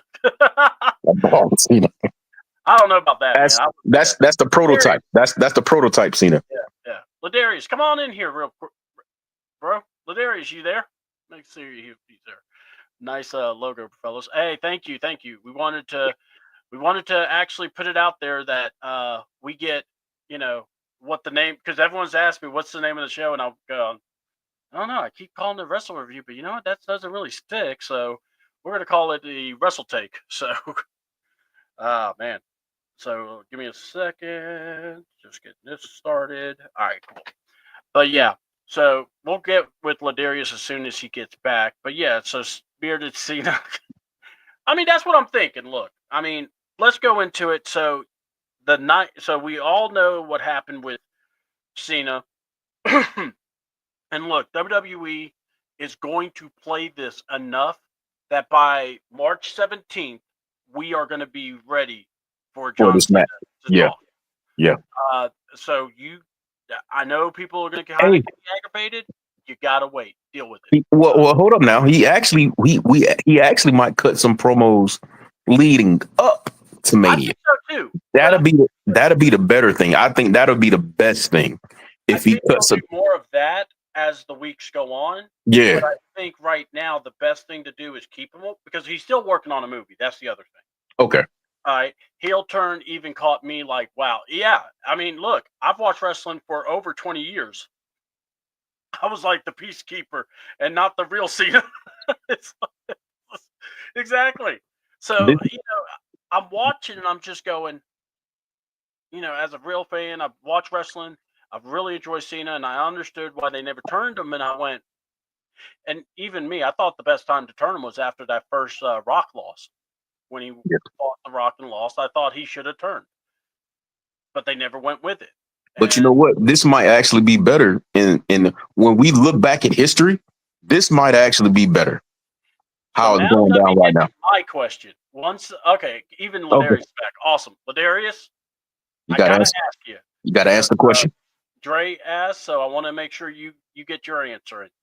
What do you think would be the perfect heel Cena look? Like, what do you want to see Cena looking like when he's a heel? Is it wardrobe, the music? What are you kind of hoping for? I don't know how much more I can add, fellas. You guys have been doing great. I just been, like I said, doing executive producer stuff. So, whatever that entails. I guess I don't want to take up too much time because I see times are fleeting. So I'll just be quick and say this. I want it to be, no matter what, the color has to be black. Whether it's the suit or whether it's the jorts, a part of me. Sorry. Oh no, you're good. I know Larry's saying that. Don't worry, you've already missed Dre saying it, and then Steve was like, "No, say not what? them kids." Oh, I was dead serious, man. Like, because you got to think, man. The kids that grew up watching Cena are old enough. Oh, so fuck them kids. That's what's even funnier. Those kids have kids. Yeah, so fuck them kids. They'll be all right. That would be great if he did that though in the first promo. Anyway, oh man, please, I want to hear you, man. No, I'm good. You guys covered it. We can move on. You guys covered it. All right. Come on, LD. Come on, man. No. I really want to hear what you got to say. No. You guys covered it. There's nothing else for me to cover. All right. There's nothing for me to cover. All I appreciate it, Dre, but you guys covered it, so I'm good. Ladarius, you're gonna start this one then. All right. No, I don't. Listen, I don't have to start anything. First of all, he said, "I'm the final boss." Damn, I'm just trying to do a rotation and try to mix it up a little bit. Yeah. Right. Okay. Yeah. Great rotation. Yeah, Bobby Cox with the rotation. Great job. Why you gotta do that? That hurts me, man. Especially in '95. That was the only time it worked right. Hey, listen, I didn't say whether you were Glavin, Smolter, or Maddox. I didn't say which one you were. You took it upon yourself, pal. My bats don't work during the fall. So listen. That sounded like a bat. Yeah, that's my problem. Anyway, so let me ask. CM Punk comes out. He is hot. He is ready to go through anybody.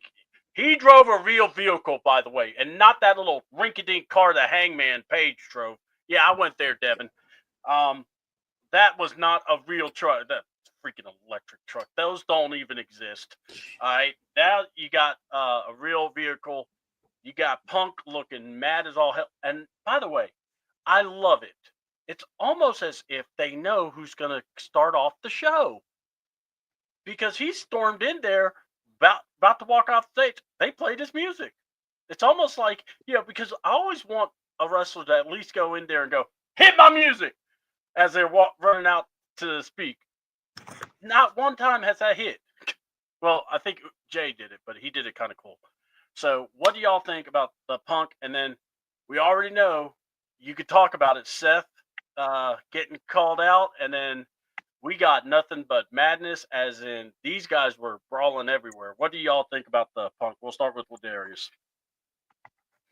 I was very specific and said, okay, fine, whatever. Yes, none of the producers. oh, you're a great, you're into part of the show, and then now you just okay, all right, well, yeah. Oh, I'm back.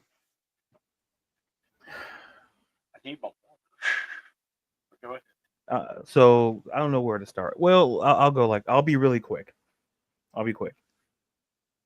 It doesn't listen. First of all, Punk showing up in the car. Listen, that. First of all, nice ride, by the way. WWE pays really well, so AEW does too. But then there's a budget, which I don't understand. But they save money on those production meetings. But listen, CM Punk comes out. Listen, and like I said, I've been watching wrestling about 20 plus years as well. CM Punk to me, I don't feel it's hyperbole when I say he's a top 5 guy I've ever heard on the microphone. I think he's that good. It comes very natural to him. Most people you kind of have to like train, and I'm sure Punk has honed on the craft. He probably didn't come out wrestling with the great, but to me, I'll just like I said, I promise it's gonna be quick. He works on his craft so well on the microphone, and when he gets in the ring, it kind of translates, if that makes any sort of sense. So he comes out, and then the minute he calls out Seth, and then the minute he mentioned Becky, I'm like, sweet Jesus, that's the trigger right there. That's the trigger. Buddy. And then my guy comes out there, and they're just brawling all over the place. And listen, I'll say it. Listen, I understand we're getting I don't want to put the cart before the horse, but listen, we're going to get a match with them next week. Just coming up on Raw. But listen, this is a WrestleMania match. I don't care how you cut it. Rollins and Punk. Listen, that's a WrestleMania match, and I think the cage match is a tease because it's a tease because people can understand. People think, they have to fight at Mania. They have to fight at Mania because to me, your job at booking, you got to book the best matches out there. How could you not have Rollins and Punk on the card? Like, yeah, it's going to be on Raw. It's great. I understand, Netflix and all of that jazz. But they're going to be at WrestleMania. But what type of match? What type of match do you want to see them at WrestleMania? Because, like you said, I agree with you. You said that the cage match on Monday is going to be a tease. So yeah. I'm thinking that it's just going to be building up, like how Seth Rollins and Cody Rhodes went at each other like 3 times. So we might actually see, okay, we get the cage match, and then we get like a Hell in a Cell, and then at Mania we get something like I don't know. Yeah. That's at that point. You could do a last man stand. You can go a lot of different routes. Yeah, I was thinking more like a.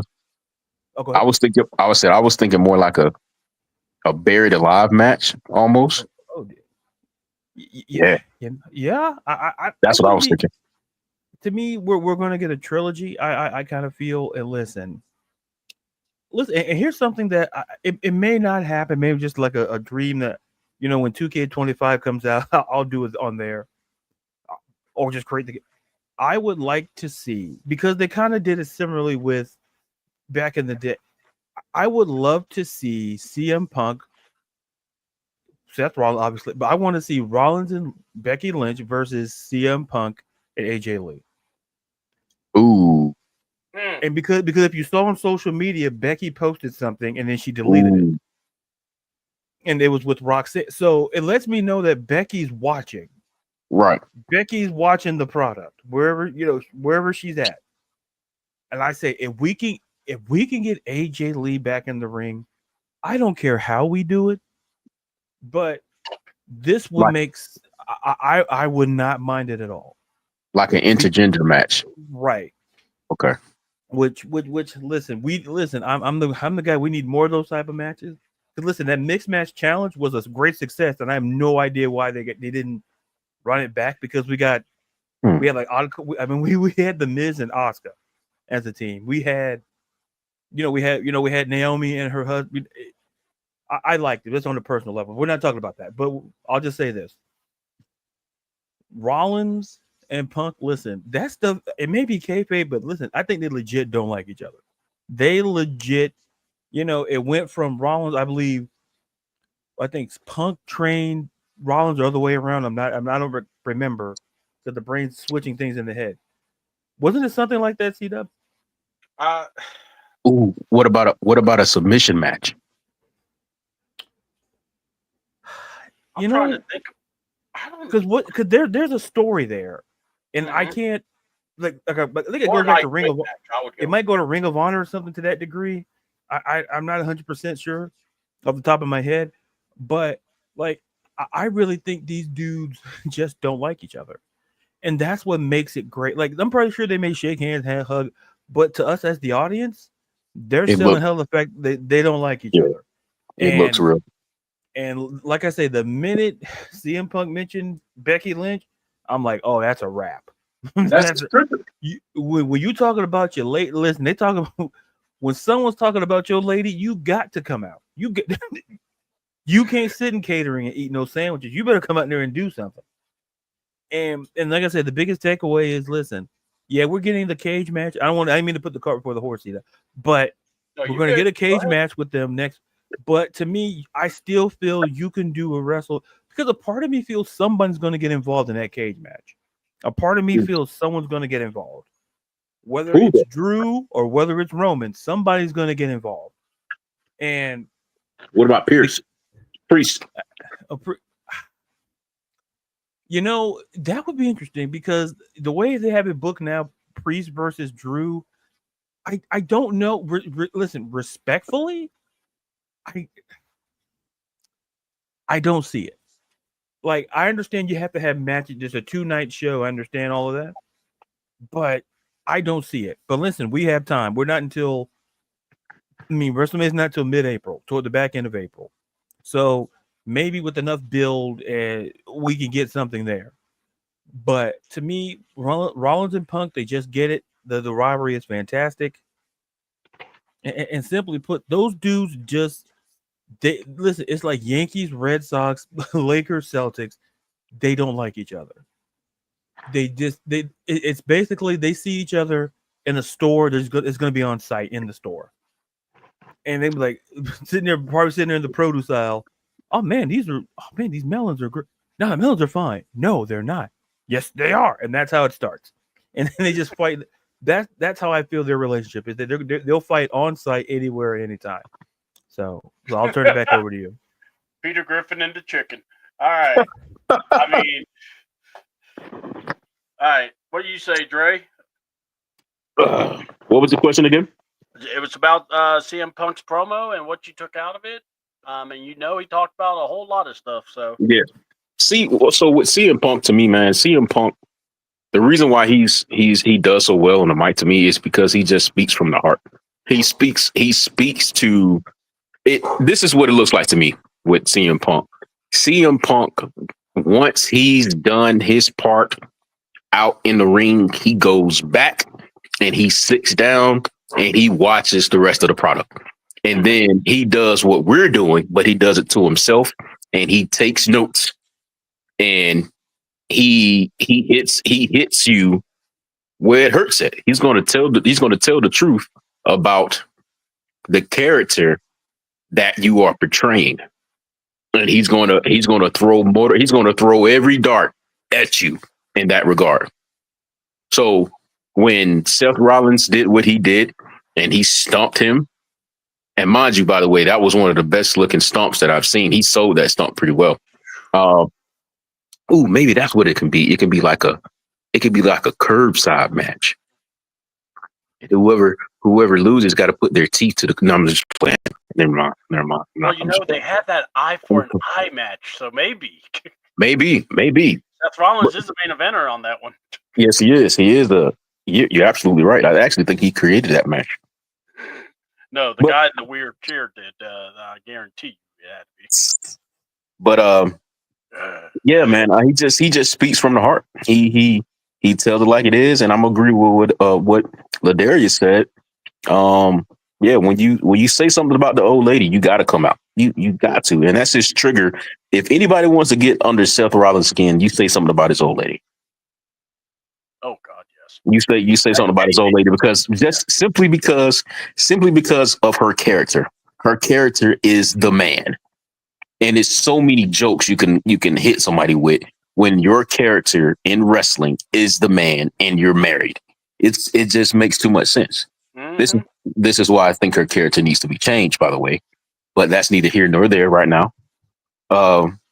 So yeah, man. That's all. That's all. Well, just so you know, apparently Tony Schiavone got the script about this, and he goes on the other program. We're being told John Cena just turned heel. Yeah, like that's gonna put butts in the seats. Now back to Big Boom AJ. I mean, Tony, I don't know why you're so excited about that. I mean, I mean, it's just the Costco guy, unless you got stock there. But I wouldn't want to put my stock there. All right, so look, CM Punk, the promo went after The Rock. Love that he called this bull crap because I feel the same way. But the He reason does I it. feel the same way is He this. does it every time, though. Like Hold that's on, his. no. Go I got to say this, though.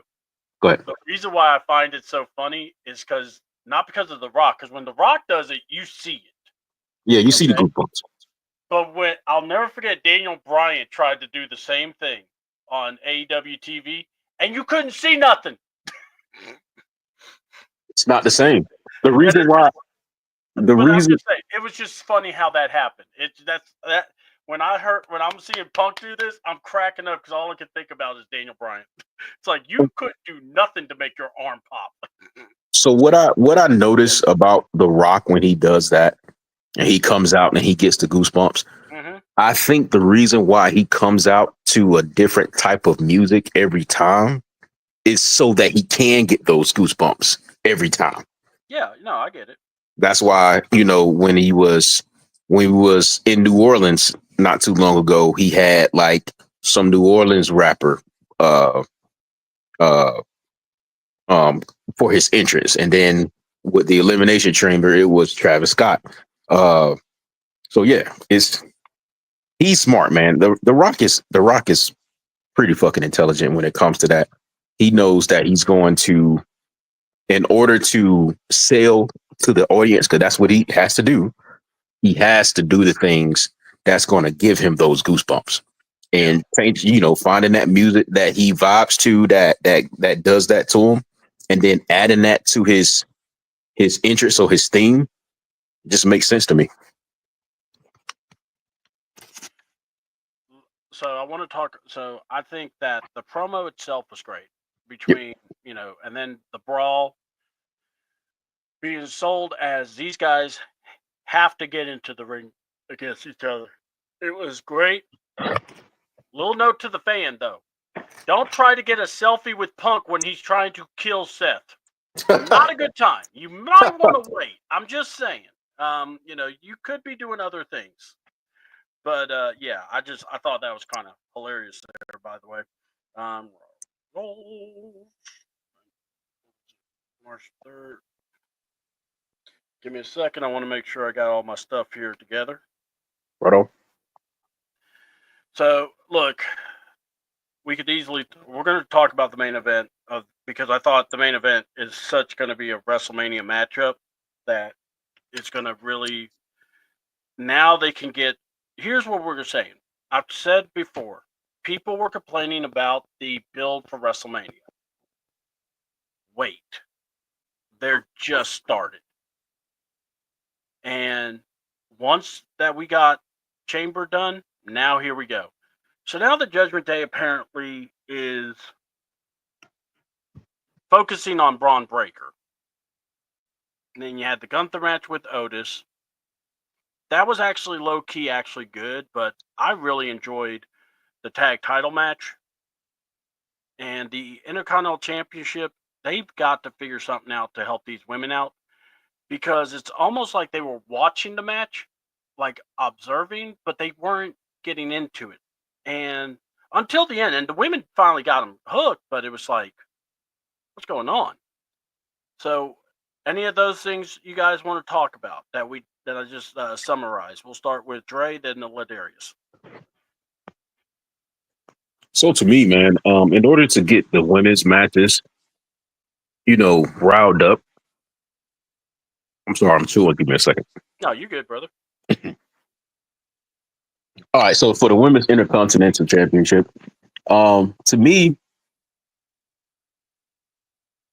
it's kind of hard to tell. It's kind of hard to like pinpoint like what's really needed for those ladies to actually start. I don't want to say start getting on a level to the road to WrestleMania or start amping up their matches. I just think the storylines with them, they need to get more television time so we can understand the storylines of uh, Valkyrie and the storylines of any of her opponents. So in order for that to happen, to me, you got to have more TV time when it comes with that. I think Valkyrie is a an excellent um, women's intercontinental champion. I just need to get I need to get involved with her character. I need to know who she is. I need to see, what she's about in the ring and outside of the ring. What is her personality in order for me to be like, okay, I can buy into this character now. Okay. Because she has the whole coming out and she, the woo and all that stuff like that. But I'm just not captivated by it. And I think the only reason that is for me is because I don't know anything about her. Okay. All right, Ladarius, what say you, brother? I want to hear what you have to say about that. No, I think Dre makes a great point there. I think given women having mid card titles, like I say, the storytelling. I hate to keep mentioning it a lot on this show, but that it's an issue, and I feel it's nothing against Lyra. Nope. It's just that at the end of the day, it's about personality and charisma, and people may say she doesn't have that. Like I'm not in that camp, but there are people who are saying, how can we get behind Lyra Valkyrie? And I go back and I've thrown this suggestion out there. I think when you bring back Becky Lynch, you book Becky Lynch versus Lyra at WrestleMania, you add credibility to that Intercontinental title. And who else better to do it than arguably one of the greatest female superstars of our generation, in my opinion. And you can put her in the conversation, top 5, top 10, in terms of female wrestlers of all time, in Becky Lynch. And to your point, we may see a shift from the man to something else. And to me, I just think with Lyra, I just think it's about having the right people facing the opponents. And then with any sort of title. And I just think that with Lyra, I feel like people may not find her as charismatic because when you see the job that Chelsea Green is doing with the United States Championship, You're doing a good job. It's easy to compare both. It's easy to say, oh man, Chelsea's knocking out the park and Lyra's not. It's easy. I'm not saying it's the right opinion. I'm just saying for some people that's the easy way for them to kind of put that out there. Mm-hmm. I just think for Lyra's great in the ring, but WrestleMania, if we, like I say, assuming reports are true that Becky Lynch is going to be at WrestleMania, this is the match you have to do because you're checking two boxes. You're putting your women's mid, you're putting it on, in front of a crowd. You're putting it at WrestleMania number 1, and you're having Lyra's biggest title defense against Becky Lynch, who, if at the end of the day, listen, like I said, one of the greats to ever do it for the women's division. That's the way you bring credibility, and I think we have to just wait on it. People say, people don't like waiting. People want microwave results. People want these, like you put stuff in the oven. But they want microwave, but they just throw it in the microwave instead of putting it in the oven. Like, man, I want it now. You just throw it in the microwave, and like, it's here and it's great. No, you gotta let things simmer. Put that bad boy on the stove. Put that bad boy in the oven. Let it cook. Yeah. So I got a question. But go ahead. Sure. Well, go ahead, Dre. Go ahead. So my question is, if Becky is the one taking on Lyra, who does Chelsea Green take on? Chelsea. I'm gonna throw out a name, and listen. I'll throw out two names. I think for the United States, I feel that, and listen, I know it's not going to happen, but a part of me wants as much as I love them together, I low key wouldn't mind a face turn from Piper Niven. I wouldn't mind that at all because that could be something. Because like we got like a betrayal type thing. Kind of, sort of in that situation. To me, that's just a personal dream. I can go on 2K25. Hopefully, they have the belts on there. I'll do it. You could do like a Olympus Has Fallen. Oh, you see Morgan Freeman? I don't know how to feel about it. You can do it with Chelsea Gray. Olympus Has Fallen, and then she turns on him. Oh, the Chelsea's like, am I Morgan Freeman? You're reading too much into it. You're reading too much into it. Yep. You're reading too much into it. Just go with it. Then you see Piper. Am I Gerard Butler? Okay, I think we done lost the plot here. Yeah, we done lost the plot. Let's focus on the plot. You know what? Never mind. Y'all just team up still. Don't worry about. Yeah. And then Meechin plays Jada. Okay, you know what, guys? We're done. This meeting's over. Just go. But I just think. Listen. Go ahead. Go ahead. No, I was getting ready to say. I just think, man, that for the United States Championship, for it to be a WrestleMania match, I wouldn't mind seeing like an upstart coming from NXT and taking it from Chelsea, and then go ahead. It's funny you say that because I saw a tease. I'm thinking Sol Ruka. Because there's a tag match on NXT, and I'm like, you can do Sol Ruka or Zaharia. You can do either one, because if you watch the match, my thoughts like, man, I think you can defend that belt anywhere if we're going by that logic. Sol Ruka or makes a lot of sense. I'm gonna give out a random name. I'm gonna give out a name. I see it online. I don't necessarily know how to feel about it. People were throwing out the name. They're throwing out Nikki Bella. And here's my problem. No disrespect toward Nikki Bella, but me and CW we live watched Royal Rumble, and the worst job WWE ever did was like, here's number 30, and then Nikki they Bella. zoom to the one guy in the crowd who's sitting in the. He's playing phone. like he's playing but he's playing. The guy's not even involved. Like he's playing Tetris or something, or he's playing Candy Crush. This man's not like, she didn't get that pop from number 30. And I'm like, that's why I automatically shut it down, because I'm like, no. And then your idea of the NXT, it makes sense, because I'm telling you right now, given how stacked that women's division is, listen, you can make a case where, hey,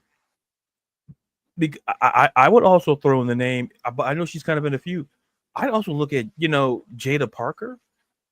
Like if you wanted to put an NXT which is more than likely to happen, because I think, like I said, I think we're gonna get Bayley and Roxanne at WrestleMania. I strongly feel that's gonna happen.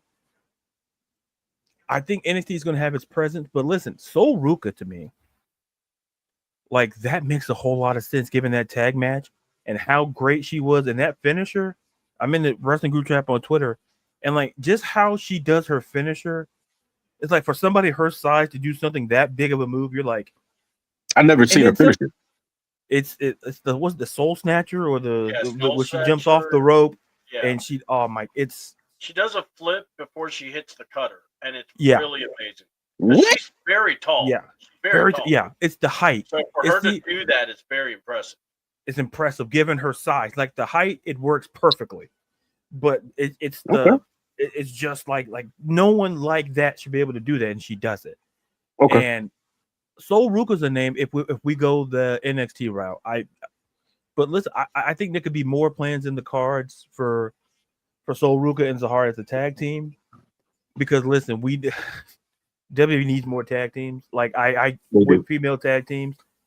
I can't stress it enough, as someone who writes about women. I'm like, the one thing that I'm all for having, the titles, but we can't keep having, makeshift, like if Ruka and Zahara, who are great, that's a tag team that works, because how stacked the NXT women's division is. tag team. You can get a couple of tag teams in there. Yeah. Or a couple of, or maybe a faction or two. Yeah, like listen, Fatal Influence to me. Mm-hmm. Just listen, I'm not gonna say because I love JC Jane that there's no bias involved in how I feel. Because if anybody knows about me, I am a straight shooter. It's down the middle. I'm not saying JC's better than Fallon Henley or Jasmine. I'm not saying that, winkety wink. But I'm just implying But they could be. that to your point, Dre, like there's factions. But like I say, but to wrap up the point, yeah, going back to Lyra, I just think she needs when she gets that big WrestleMania match against someone like a Becky Lynch, which I think makes sense, and then she beats Becky at WrestleMania. It's about credibility. It's the same thing for Charlotte or Tiffany. I got one. Go ahead. What if Mm-hmm. Sasha Banks comes back? Oh man! Tony Cunningham. She's locked in with that AEW money. Is she locked in? Is she locked in? Listen, that AEW money. They got 5 belts on her, bro. She ain't going nowhere. Oh wow! Okay. She's got more belts than some people have hands. So Damn. Not a bad idea. But I think we see her on the back end of her career. I think she does come back because, like I said, I'll just say this. I'm sorry, we're going off topic. We're gonna see Sasha Banks back when the back end of her career. Because if you listen to what she said on why she left, she never left because she hated WWE. It was just the fact that the way they were treated with her and Naomi about those women's tag belts. How were they treating her though? The problem was, I think I wrote an article about it too, so I'm trying to remember what I wrote. But basically the situation was it was the way they wanted to defend them and how they were being treated in the company, which at the time on the surface doesn't seem bad, but at that particular juncture, I think they wanted them. I think it was about having them break up or something. It was something I can't remember the logistics. Okay. But it was to the point where they, Naomi left briefly. She went to TNA, and then Sasha left, and then she went to New Japan for a little bit before she went to AEW. Right. I just think that Sasha wants to. I think given the new regime, and that's a common thing with people coming back, is that the old regime, Vince would never have allowed half these returns to happen. Mm-hmm. Because Vince, as much as I hate to keep bringing up his name, that's probably the only time I bring it up. He was the type of person, he made it personal. Yeah, he's old school. Once you left him, it was seen as a betrayal, not understanding that other people can grow elsewhere. Yep. It's like, I think that's what I think with Triple H, with the returns that have come back. Like, listen, if you want to see the prime example, Chelsea Green left the company, did her thing, came back.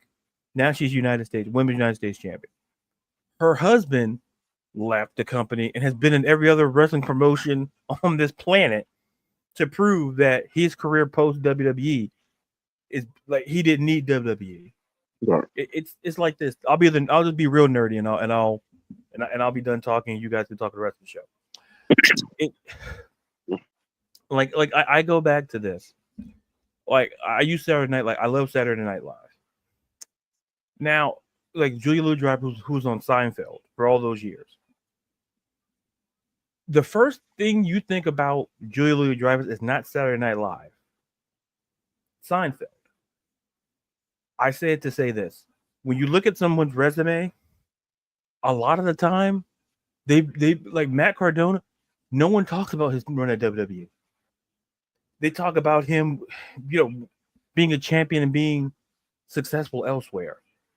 And I think that's the point where, like, with Julia Louis-Dreyfus, oh yeah, she was on Seinfeld. Oh, she was on Saturday Night Live. People didn't know that for one season. Nobody knew it. 50 years of Saturday Night Live, no one ever knew Julia Louis-Dreyfus was on there for a season. And I say that to say the point is that given how the company looks, I wouldn't be shocked if we get a return at WrestleMania with somebody, because it's going to be someone that's going to come back and it's going to be in a match. Mandy Rose. Dre, that's not the worst idea. Mandy Rose. Because here's the thing. People think, oh, she got fired. No, she just, WWE, listen. It's a stressful job. Yeah. It's like if she couldn't make her own, like she wanted to do OnlyFans. That was her prerogative, but that wasn't the reason. She was like, "I'm good," and like she's making her money. She's her own success, and I think people got to understand that. It's like like people go like, "Oh, AEW." Like, listen, there are people at AEW right now that are leaving. Like we're seeing Penta, Phoenix is leaving, Miro's left. We're seeing Ricky. Listen, at the end of the day, when you look at your career, just when you leave somewhere, it's not the end of the world. No, it's but not. Sometimes it's why you left. That's always important. Why did you leave? Were you fired? Were you just walking on your own? Because just like in life, people miss out on opportunities. They can't walk back through the door because they locked it behind how they left. Yep. Or they burned the bridge. Yeah. And for Sasha Banks, I believe that bridge is there for her to come back whenever she's done doing whatever she's doing on AEW. Because I don't blame Sasha Banks. That's a Tony Khan problem. Because when you get people creative control like that, listen, that's how WCW fell. Yep. Everybody, like 5 people had creative control. I'm not losing to that guy. I'm not losing to that guy. So nobody wants to lose to anybody. It's always a draw every night, basically. Nobody wants to lose to anybody. And that's how the company fails because they didn't grow. Think about it. They had like Jericho. They had stars. But nobody wanted to put nobody over. Yep. And that was that breeds selfishness. And that's how a wrestling company goes under, is when your wrestlers are just thinking about themselves or just being individuals. Yeah. You don't get the good story. You don't get the good storytelling then. They don't think about the whole. They think about the part, which is them. Yeah. They don't think about everybody. Just the part of like, well, what just about them. me? Yep. And that's why I say when we talk about WrestleMania, like I said, we may not be done with the returns. I feel that someone's gonna come back. I'm telling you, Mandy. It needs to be Mandy. Because someone's gonna come back because the thing is, all the reports about Mandy. Listen, Triple H has shown, hey, that he don't care. He's like, listen, the other guy may have cared. I don't. If I feel that you can be an asset and be a viable member, listen, because here's the thing. He wouldn't have brought in Ricky Saints if he didn't feel he had potential. Yep. He saw it. He brought in Penta. He's building them better in the short time frame that Tony Khan had him for years. Because if you can do something viable and be Triple H will get it done. And so like I say, with WrestleMania, all especially in the women's division, I wouldn't be surprised if we see a surprise or two. I wouldn't be shocked. Mm-hmm. I'm sorry, C-Dub, I took up a lot of time. Back to you. Totally fine, brother. All right, so I'm going to answer that, but also I'll go over the match real quickly. Lyra wins. Good for her. Intercontinental title match. Here's what I'm going to say. I hope it's Becky Lynch just so we can get it over with. And I hate to say it like that, but boo, the reason why I say it like that. Boo. I'm sorry. I'm sorry. But the reason get that why guy out of here for booing. Boo. Get the guy out of here. Get the guy. I'm executive producer. You can't do my friend like that. I think the next Intercontinental Champion is going to be one of 2 people. Roxanne or Liv Morgan. You know what? You know what? I can see Roxanne. I can see Roxanne. Yeah, definitely Roxanne. Oh, if it's Roxanne, you now have someone that can really. I'm sure someone down the road is going to be Liv, but Roxanne, she's won everything. It makes sense. Yeah, it makes sense. Now that if she's the prodigy, you give her. If we don't get Becky Lynch, then do Bayley versus Roxanne versus Liver for the Intercontinental Championship. Roxanne wins in her debut at WrestleMania with the IC belt. She carries it out. She's your heel champion. You would have no problems there. Damn, what's her name? Who teams with Liv Morgan? Raquel. Raquel, yeah. I can see her. Raquel a chance too. I'm just saying though, in my mind, I wouldn't mind seeing Liv with the belt. I think Liv actually would do more with the belt than Raquel would. And then you know what that will create? That will create some tension as well too, because she'll probably be like, from a storyline standpoint, Raquel could be jealous. Actually, with them teaming up and winning championships again, Yeah. I actually can see Liv being the reason she wins. Yeah. Because Liv is one of those. And here's the thing. If you Yeah, still man. want to keep Liv in the title picture for the women's title, then that's where I can see where that goes. Yeah. I just said Liv because I feel like what I saw at the Chamber, worst case scenario, I can go to Liv. And that's what I mean. I'm thinking about elevating the title. And I think Roxanne and Liv could do that as heels. Now for Chelsea, okay, I've said it once, and I'm going to Give say it to I Jade. love Chelsea. I love Chelsea. But if You're you not. do an open challenge at WrestleMania, there's only one name, and it has sirens that come with it. Mm. I want the Juggernaut to come out, Ooh. watch Chelsea, because I know for a fact she could carry the belt. I forgot all about her. All challengers, take it to NXT, take it to SmackDown, take it to Raw. She wouldn't care. Nope. She I wouldn't. I would love it. I think She would actually give it some prestige. and that's what and that's She would what, actually give it some by the way, prestige. and by the way, the cool thing about this, you could still keep them on NXT if you really wanted to. But Roxanne's going to be on Raw. I know that's going to be a thing. Then go ahead and put Grace at SmackDown, because I'm telling, she's going to get fast tracked. Stand and Deliver. Don't be surprised if she goes against Stephanie Bakor. I just have this feeling. Okay. Stephanie Bakor or Julia, whoever wins the women's title match coming this Tuesday on New York. Because I don't think Jordan's going to be there long. It's just when she got there, they didn't want to try to push her with the WrestleMania plans just yet. But if you want to inject some excitement, you get Chelsea to come out there, say, I want to, I'll take on any challenger. This is the Chelsea Open for the U.S. title. And then you hear the sirens blow up. And that would be another WrestleMania moment for someone that was in NXT. Yeah. And I mean, look, I like it. And by the way, if people are mad about Jordan Grace going into the main roster, look, hate to tell you, she was going to get in the main roster sooner than later. Regardless, just because of just by her in-work ring alone, she was going to be on the main roster. She is so amazing. And then you pair that with her look, yeah. I just can't wait to see her get in the ring with Bianca, to get in the ring with Jade, to get in the ring with, or she calls her She-Hulk. But so they announced later on that Mr. Midlife Crisis, by the way, or Middle-Aged and Crazy, CM Punk will be in a cage match with Seth Rollins. So that's going to be a Madison Square Garden. So that's going to be fun. Tag team title match I enjoyed with the Creeds and the Viking Raiders. If y'all want to talk about that, we can. But honestly, I wanted to get to the promo. Two promos stood out to me. Number one, not Kaiser's, but Bianca Belair had a promo. And the first question was about Jade and Naomi. And the way she answered says she didn't want to talk about that situation. And it wasn't how she said it. It's the way she looked. Disconnected. As if, it don't matter to me. Almost like a mastermind. And I'm just saying because we've all been on this island together. Yeah. I feel like Bianca's the mastermind.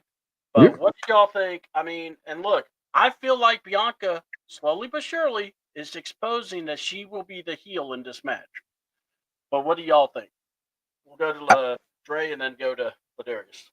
I think that I think as the weeks progress, we're going to get a little bit more from Bianca in regards to that. And I think she's going to start pulling back a little bit more as far as like being more aloof from Naomi whenever she gets back, being more just standoffish and more irritable just to her fellow wrestlers in the locker room in the first place. That's what I think.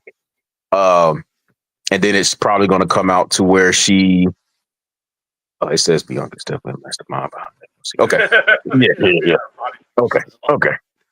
But yeah, We're and then all it's probably surprised then here, us and John Brooks. it's probably going to. I think in order to bring this all together, I think we have to get a face off between Jade and Bianca as far as like the talking portion, like the promos, the promo portion. It has to get down.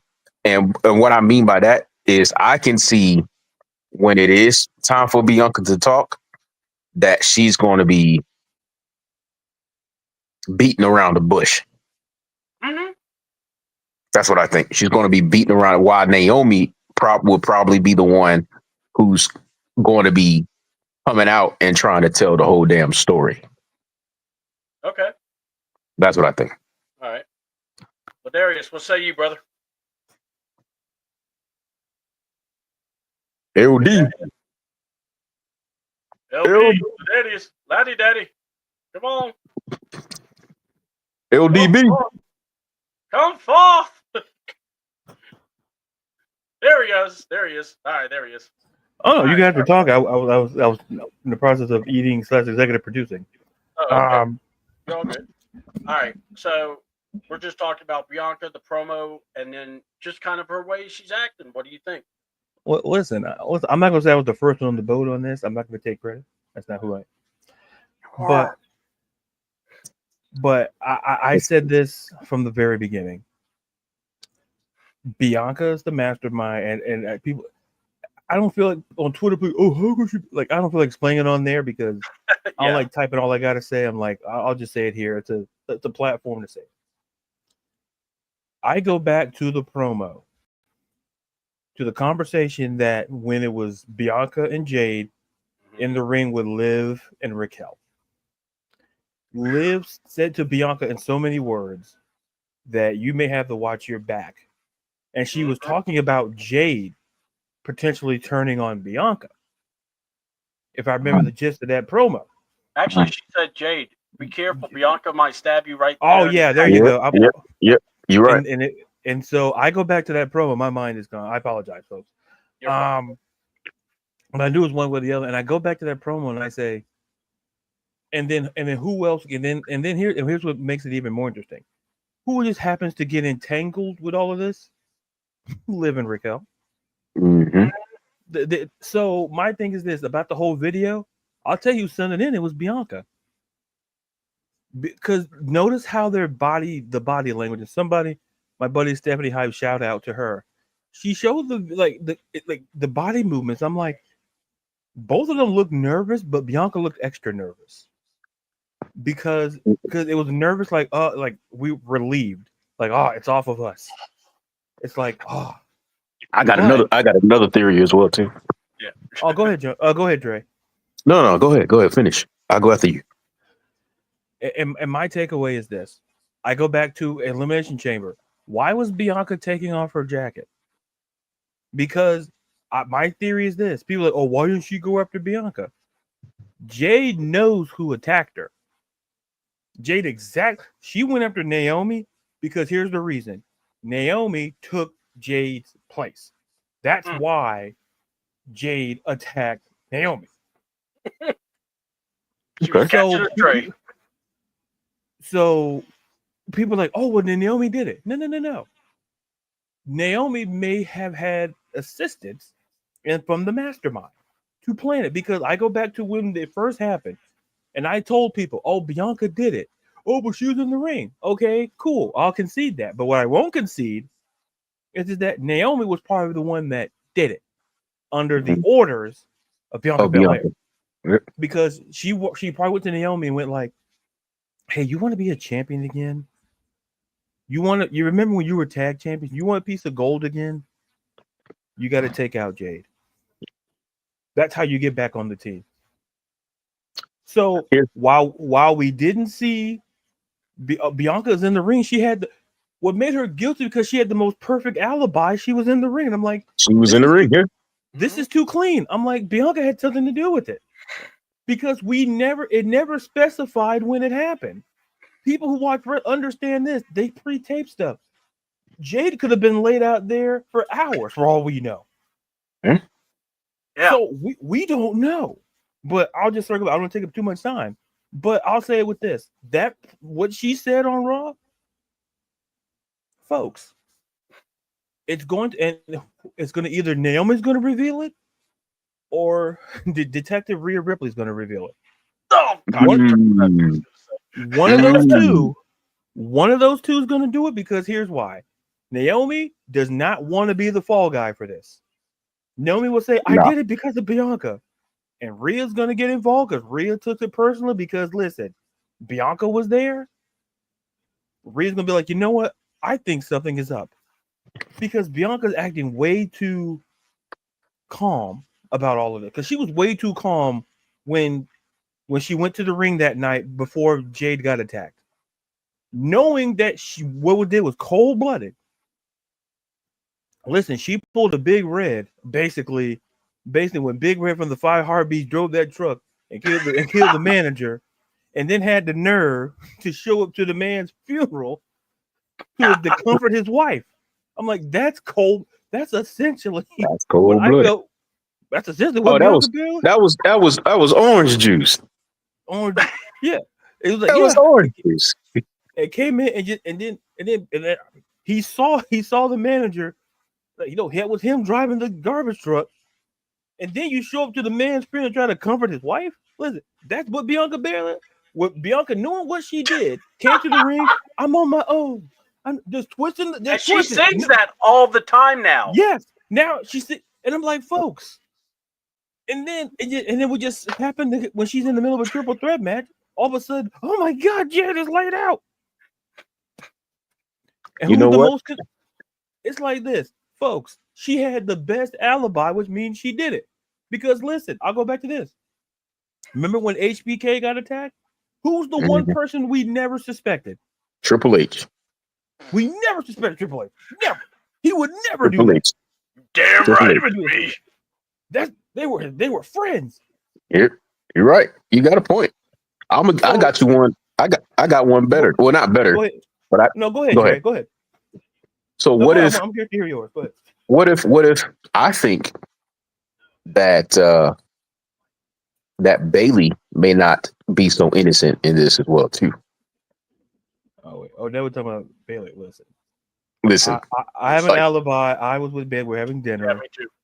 Oh, you was having dinner with Bailey?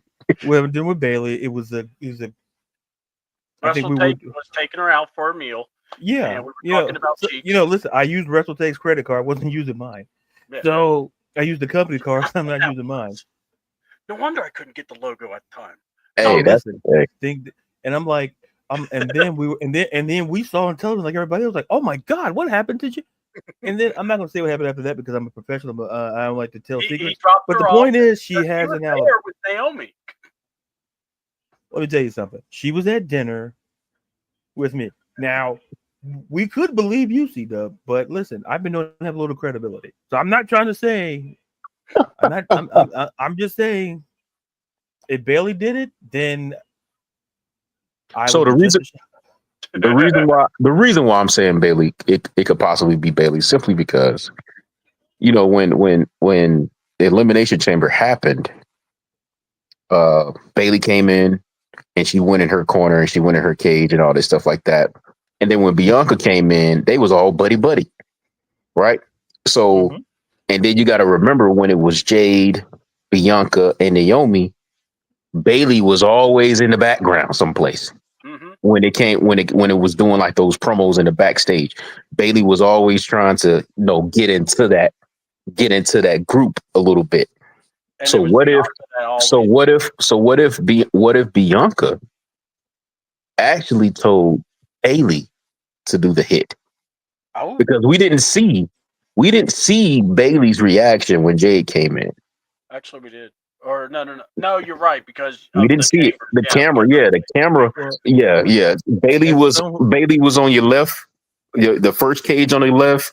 Bianca was the cage in the top left-hand corner, and so forth and so forth.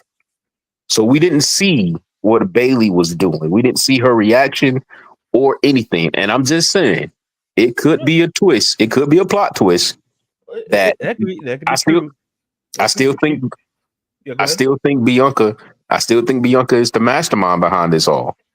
But it could have been Bailey who did the hit, and Naomi is about to snitch and reveal the beings that, it was actually Naomi. I mean, it was actually Bailey who did the hit while Bianca gave the order.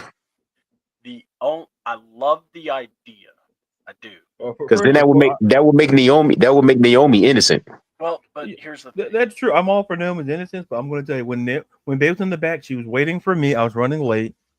I was in a production meeting. I was like, Hunter, I gotta go. She's waiting. She's been waiting for at least 20 minutes, and now she's in the camera. Now she's in the camera shot. Oh, listen. That dinner reservation is not gonna. I can't. Listen, we got to be there by 10, so we got to get out of here. Hey, with a face and a backside like that, I wouldn't want her to wait neither. Yeah, exactly. Listen, Hunter. Listen, Paul, you're married to Stephanie. Listen, would you make your lady wait? Get out of here, Brown. Get out of here. Here, take my card. On the game. Go play the game. Oh, hey, Hunter. Hey, it's all about the game, buddy. Fist bump. And how you play it. It's all about the control. Who's running it? I think I got Jamie Noble's doing the job. He's gonna do great. Okay. I'm booking the matches. No, Jamie, you're here to sit in my chair. You're not yes, here to do anything. Yeah, that boy. Let me explain to you something, boss. Love Jamie. I got plenty of ideas. Listen, I was with Bailey. I don't know what happened after the show. I stopped watching. I know. When you have Jamie Noble, you got a 5-star segment right there. There's a guy. Brown, don't you do that again, Brown. Don't you do that now, boy. Bring back Nydia. That's my lady. That's my lady. All right, so I'll put it like this. I think Bailey would have been a suspect if, and only if, Bailey was still on SmackDown. Now that she's not, that's the perfect alibi. Yeah, that's the other issue, because that's a big thing, because everyone else is on SmackDown. That's what I'm bringing up. So my thing is, I still think, here's the thing. Ladarius had said it, and I even said it before. Yes, we saw video of her being beat up, but we never saw when. And that's what I'm saying. Yeah. If we played that when, I'm going, it's probably Naomi beating her up, but you needed some help to take her out. Who else is the strongest to do that? Oh, wait a minute. Bianca. Especially if you're doing, the way she was laid out. I go back to that. Now, God, I sound like a CSI and Watson show now that I watched the other day. If you watch look how that looked. That means they were beaten up. How do you know? Their fists have been discolored. This one didn't know it was a surprise attack. Look at their face. They're still surprised. Stuff like that. So I just think what you do is in that realm is you see what happens and you go, bam, that's what happened. This is what we got. And I will tell you, man, Ladarius saying Detective Rhea, I think Rhea is going to be the one that breaks this case because of the fact, why is my best friend not my best friend? Because that promo sold me a ticket to what's going on to WrestleMania with the women. To the other point, I think this match needs to be a main event on its own. If it's a triple threat, where before I was like, singles match, definitely a main event. No, triple threat. She's never beaten Io. Bianca's undefeated at Mania. Rhea Ripley shows up. Rhea Ripley either, gets in by maybe a way of basically going, I know who attacked Dave. The information, the video proof, as long as I could be in WrestleMania to get my title back. So I can get the person back.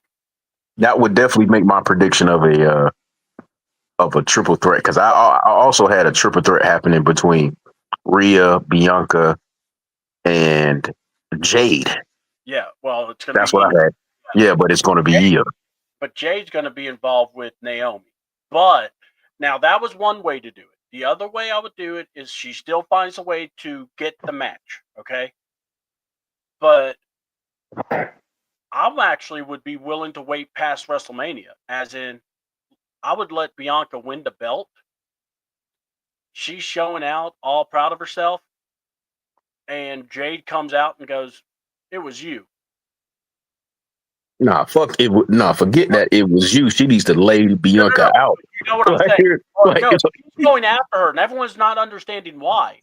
Because she's expecting, she's like all smiling, with her ponytail and everything. No, And she's Dre's like, to, Dre's like, congratulate her and everything. Jade comes to the ring and goes straight at her to go after her, and she runs out to the point of where the entrance ramps is, and she goes, "Bianca, I know it was you." And she just turns around and goes, "Damn right, bitch. I'm the champ," and walks out.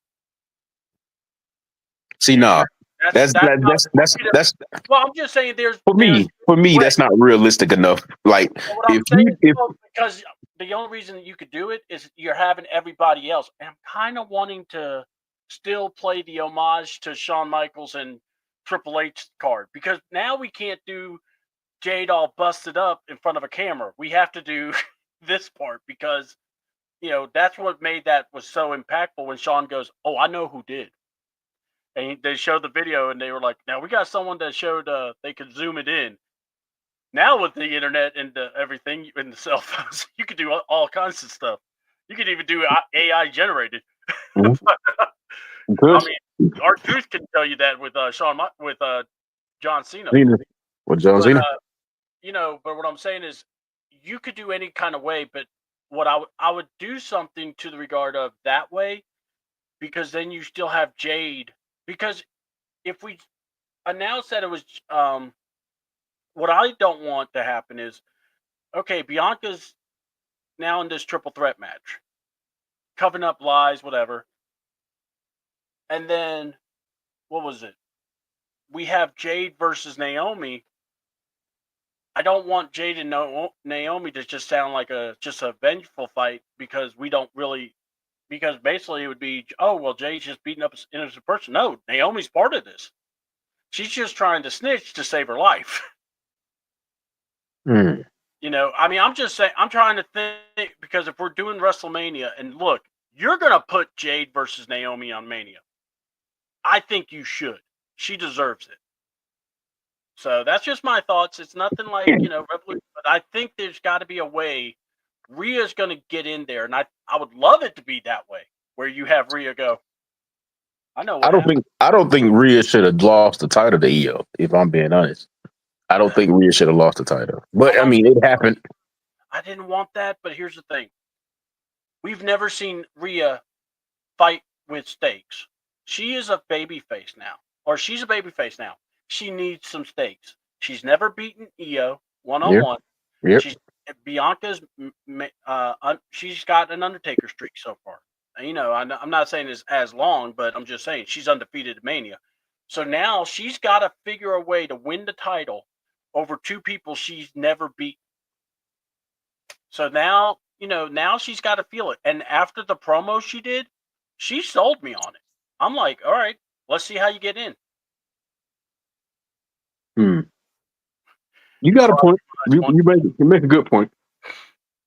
I have another theory. What if Bianca told Rhea to take out Jade, because we all know it was supposed to be Bianca versus Rhea? See, but then again, it comes back to the match where Rhea finally, she wasn't like the automatic killer that she was against Io. She was a human. She was upset that Bianca was cheering on Io more. It pissed her off. It broke her heart. And she got overconfident, says, "Watch this," and she loses. And it's like, the whole time she's mad at herself. And I'm going, thank you, because now we have a reason to get even deeper in this match. And I think this match should be a main event. I think so. It should be a main event. It should definitely be a triple threat. I definitely agree with that. Something with Punk, Cena, or Punk winning his way for a title. But That's the only way I'll take it over anything else. What do y'all think? Or what did you think of the match? I'm sorry, the main event. Oh, with Rhea and Io. Yeah. I thought it was a great match. I just didn't. I just wanted Rhea to maintain the title. Yeah. But I definitely think Io deserved it. It was, they said it at the beginning that Rhea has never beat Io, or Io came out and said in her promo that, she's never lost to Rhea, and it remains true to this fact. I mean, to this day, it remains true. So that kind of gives, like you said, it kind of gives Rhea those stakes to be like, okay, I have something to climb towards now. But it's going to make it very interesting to try to figure out how Rhea is going to get into the Mania, because you need to have all your stars at Mania. All your stars, all your superstars need to be at Mania, just like all your championships need to be defended at Mania as well too. So Yeah. I'm just looking forward, man, to figuring out how Rhea is going to get inside of any WrestleMania match, yet alone, a match between Bianca and Io. Love you, babe. All right. And yeah, I'm telling you, that's what I'm thinking too. And I like not knowing how we're going to get someone involved, because because it opens your mind up, or it lets you go, okay, let's see what you do. So what do you, Ladarius, what do you say as I'm going to read this comment, C-Dub, what about the interview with Rhea? Did you play into that? Have Rhea say, I took Jade because I was angry at Bianca for not wanting to face me because I thought we were friends. No, I think the fact that she said she was my best friend, we did a lot of this together. And it has to make you go, you have to play into that, I think, me personally. All right, you got to come up with a way of going, okay, how do we do this? What can we go for? And I would love simply to just see, Jade. Look, I think it would be not hilarious. I think it would be awesome if you had Rhea basically get not desperate, but find out, get with Jade, find out what happened. Talk to me. Well, why are you asking? Because quite honestly, I can't understand what's going on with Bianca. Have you talked to her? And she'd be like, I haven't heard from her at all. Why did you attack Naomi? She could tell her. She took my spot. So you don't know if she attacked you? No, I know who attacked me. Damn, I didn't mean to run you off, bro. So yeah, that I'm just saying that would be some things to do. What say you, Ladarius? Are you intrigued by this? I mean, with what's going on. I mean, I think. Oh, Dre said he had to go. Okay, no problem, Dre. Oh, no, Dre's right here. To give a proper. Hey, I just wanted to give a proper goodbye. That's it, man. I wanted to get up out of here. But yeah. Between you and Beyond. Okay, love having you on, Dre. Hey, man, I appreciate you guys for having me on, man. I love talking wrestling with you guys. Makes the time go by faster. It's very interesting. And everything like that, man. We gotta do it a little bit more often, man. Hey, anytime, man. I'm gonna start this Wrestle Take. I'll make sure to put it in the Wrestle Take group, and then you guys want to come on, you feel free to. If you Sounds don't, good. it's totally understandable. I can take my day, days off in the contract. Yeah, it works out great. I got you, LD. I got you. Yeah. Just remember, chicken tenders, chicken nuggets, and also do not forget the double stuffed Oreos. And No, listen. I trust Dre to get it. Listen, see I would, the Kool-Aid. We'll talk about that. I don't want to be extra, but did he not make the Kool-Aid properly?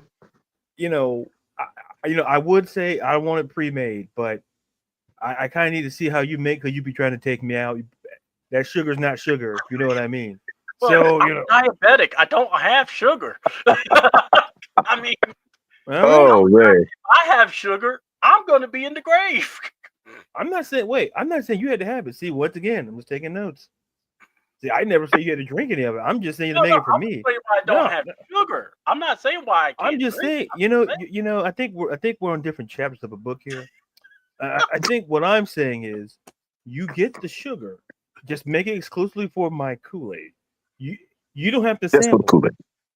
I'm not saying it because listen, I respect you and your health situation. I'm not Scrooge, all right? all right. No, all right. Scrooge figured it out toward the end of the story. He didn't figure it early on. I'm getting ahead of the situation. You're not T. Will. Okay, gotcha. All right. Yeah, not pursuing Good. pursuing greatness or anything like that. Gotcha. Note to self. You guys are hilarious, man, hilarious. Let's see. All right, gentlemen. It was thank you for having me again. Until next time. Yes. Thank you, Dre, so much for the support, man. Thanks for coming Appreciate on. it. Right on, Always. man. Make All sure right. you have a good one. You too, man. I'll look All right. up Dre. He's the man. He's he'll be on a little more now if he likes, and we'll be talking because it's road to WrestleMania. We got to get it going. We gotta get it going, man. This is where the excitement happens. Yes, sir. So, all right, brother, you take it easy. We'll see you All when you're ready to come back on. Okay. Yes, sir. All All right. right. All right, man. Hey. Out. I'm All reading right. John's comment. CW, you don't have two things that match: Kool-Aid and no super ham. No per. Yeah, that's concerned. Listen, but Wait, I want to what? answer. I want to answer. I don't know. I want to answer John's question from earlier. He talked about, did me and yes, we did, and we had all the sauces in the world. Yes. Yes. I've heard about it. I She will was not very- talk about dessert because this is a family-oriented show. Yes. No. Yes. No need. So, Cookies. Now, let's just put it this way: I had to take care of Rhea just to make sure she was okay after that terrible we cannot be friends. injustice. So, all right, not gonna worry about AEW tonight. Look, they gotta. I like how you said it. We're not gonna worry about it. I'm not. I mean, it's like, what was it? They feature a match, folks, a tag team match.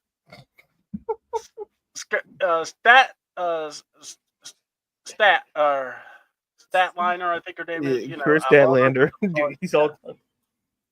Big stat.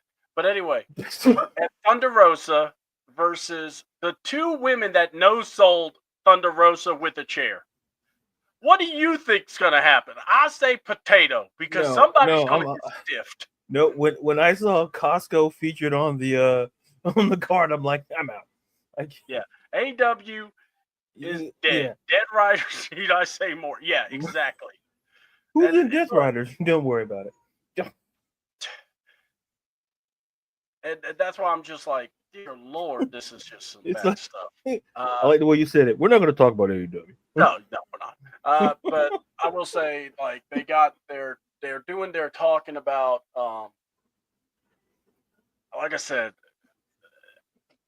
when they brought the Costco guy to talk about his match at Evolution, I went, really? We're really doing this?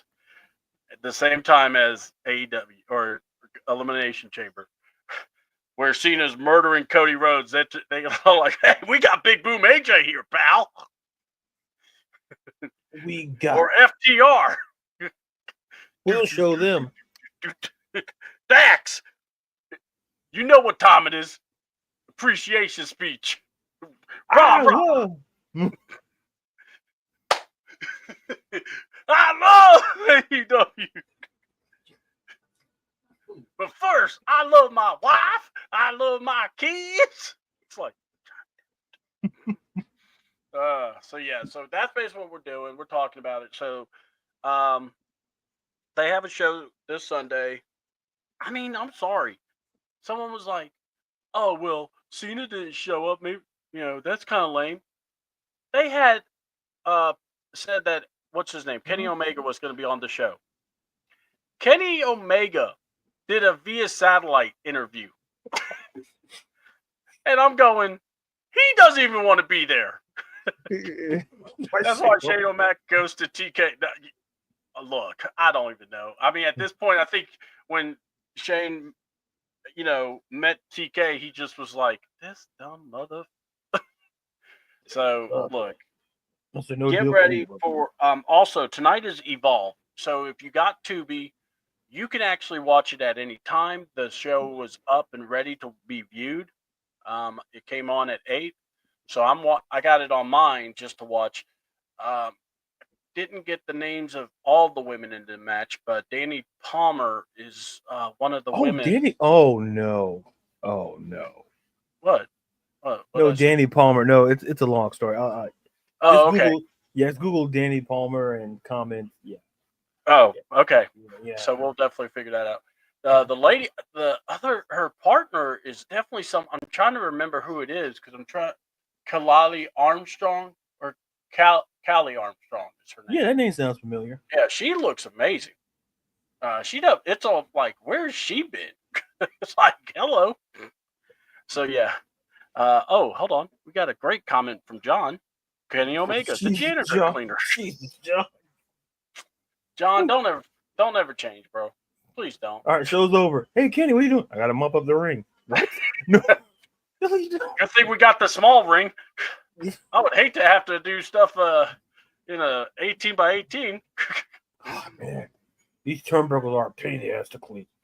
I like the tank top and shorts she's wearing. They look kind of nice. Anyway, my boy Sean Legacy, Jack Cartwheel and Cappuccino Jones versus Taylor, Drake, and Smokes. Interesting. Sean Legacy, you better win. You're the only one with facial hair in that team. So, yeah, I know. I'm a little partial to facial hair. And he's kind of... You partial? Shock. Yeah. So, SmackDown, we're supposed to hear from Cody Rhodes. So, you know that's going to be interesting. So, Travis Scott, I'm coming for you. No, he's not going to say that would be freaking hilarious if he says that. he's like, look, I'm going to call out a man I can get my hands on right away. Travis Scott, where are you at? Via satellite from Houston. Hold on. Stephanie McCourt took one look at AEW and said, nope. Right. They showed her a tape. This is the comment. Nah, I'm good. Now, remember, she wrestled Stephanie or wrestled. Yeah, and that's all it took. She probably did the following. I could wrestle and sell the tape to WWE to see if they want me. So, yeah, I'll do it. Yeah, absolutely. So where do I stand? All right, let's do this. Oh, do I want to sign with you guys? Well, look, I'm a shy person. Let's wrestle first, and then we go. Yeah, I don't have a person that I got things to work on. Yeah, I want to get better. Country. So I need to talk to my family. I don't speak no English. And then she gets out there. Hey, get me to WWE. Yeah, I fooled them. They think I don't speak English. Yeah. Okay. Oh, Mr. Paul Levesque's on the phone. Hello, Mr. Levesque. Yes, I would love to be a part of WWE. It's always a dream of mine. I'll be within the hour. You bet. Yeet. Yeet. Click. You see Tony going, where are you going? Oh, I'm just going to the bathroom. I'll be back. She'd be like, sorry, I don't speak no English. I must go see my family. Oh, okay, yeah, I'm sorry. We were going to discuss I must go see my family. She drives off. Dumb fuck. He's pounded down, knowing nothing. Thought about AW said, hell no, dude. A lot of people went, we're good. We are so good. Ricky Stark's like, why would you want to go to AEW? I'm Ricky Saints. I mean, they don't televise the Revolution. They cancel it. I'm still... Do you not see who I am now? I even made Death Rebel look good.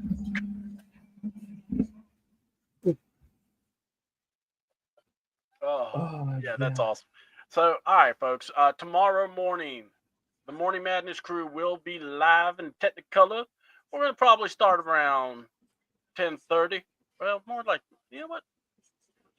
I'll talk to the crew. I want to push for 11 o'clock. Just give us some time, so we all not trying to wake up too early. So, just because that's what a team does. So, we're gonna try to be a little later, but what we're gonna do is we're gonna have a good talk. We're gonna talk about people in the draft, also some of these contract extensions.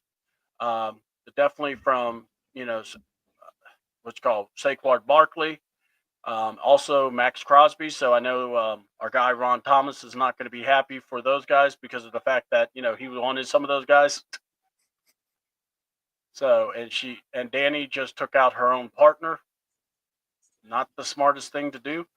All right, but yeah. Trying to think what else we got. So we'll definitely talk about that. We'll go from there.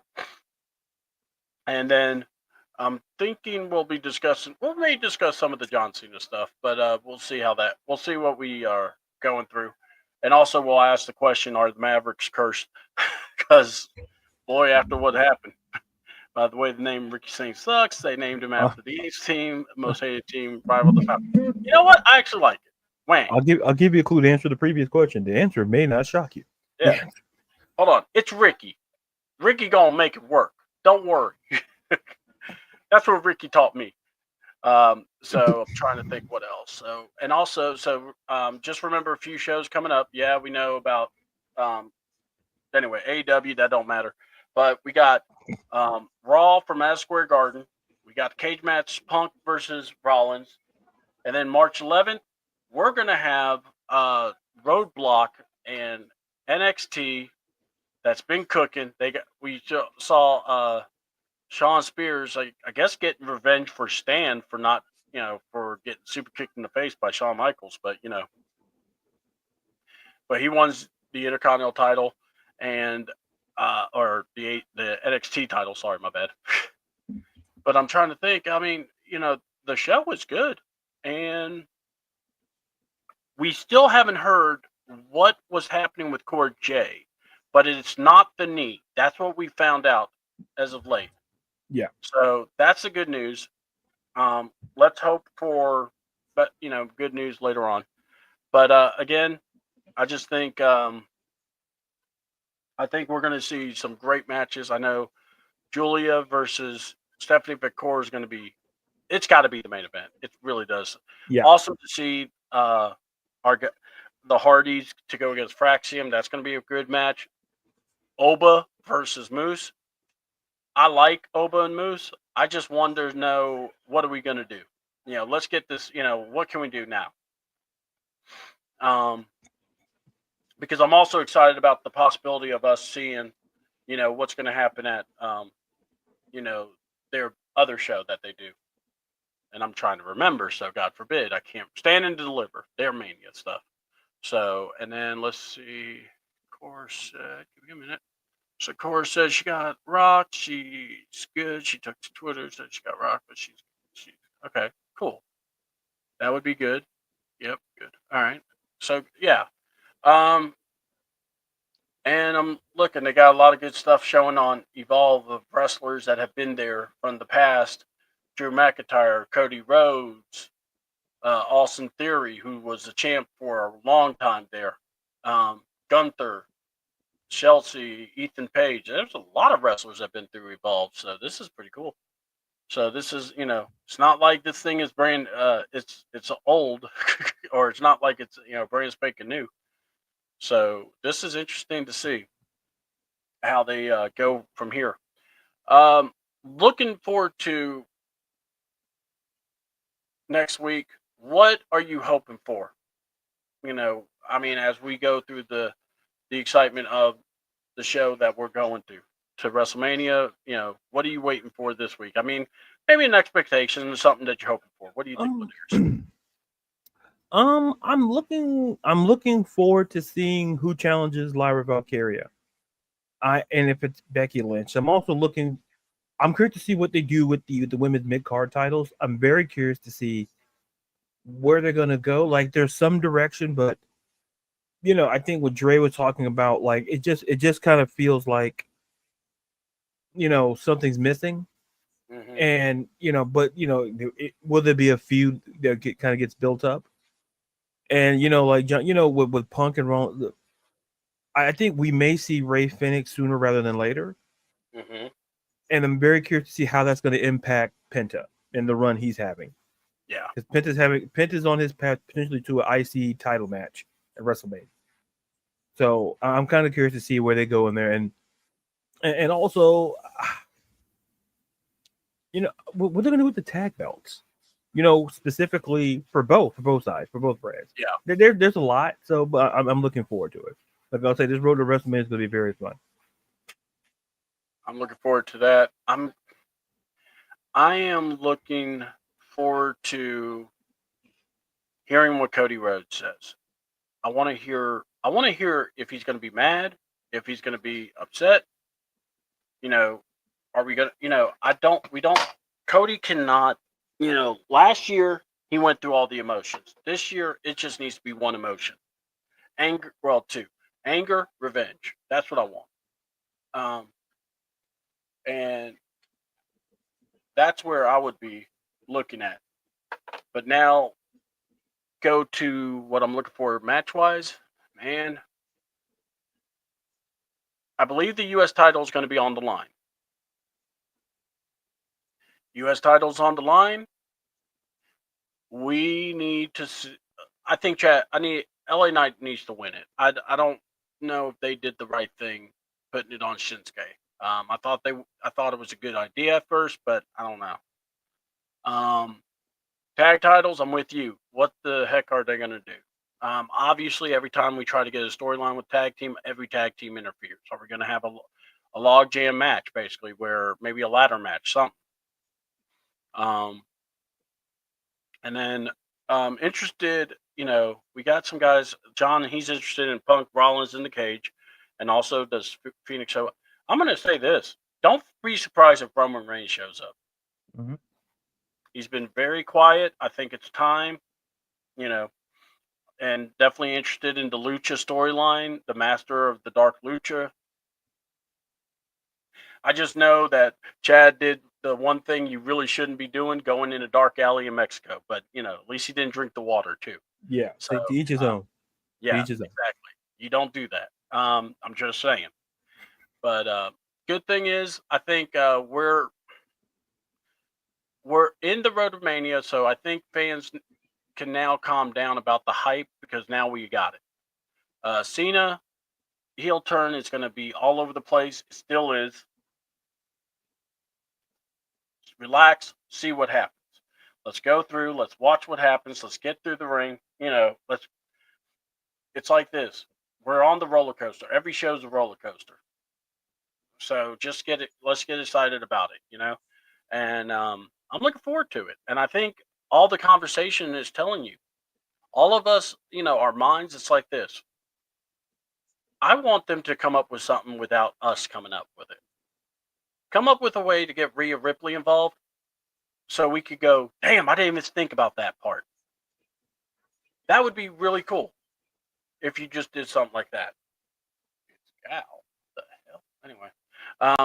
Sorry, one of the wrestlers, his name is Gal, Gal, and it's a weird looking redheaded guy, and he's next to the lawyer dude. So, and then Sean Legacy, my homie.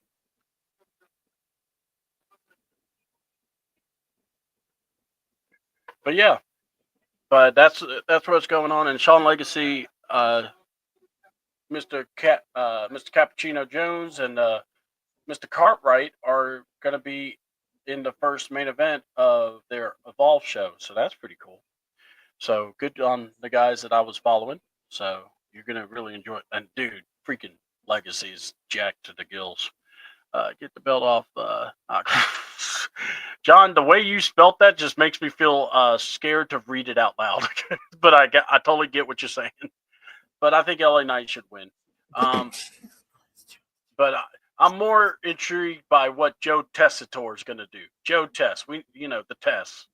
Friday nights is Tess, but please, let's go back to 2 hours. We don't need 3 hours of Tess. I mean, even Tess would tell you.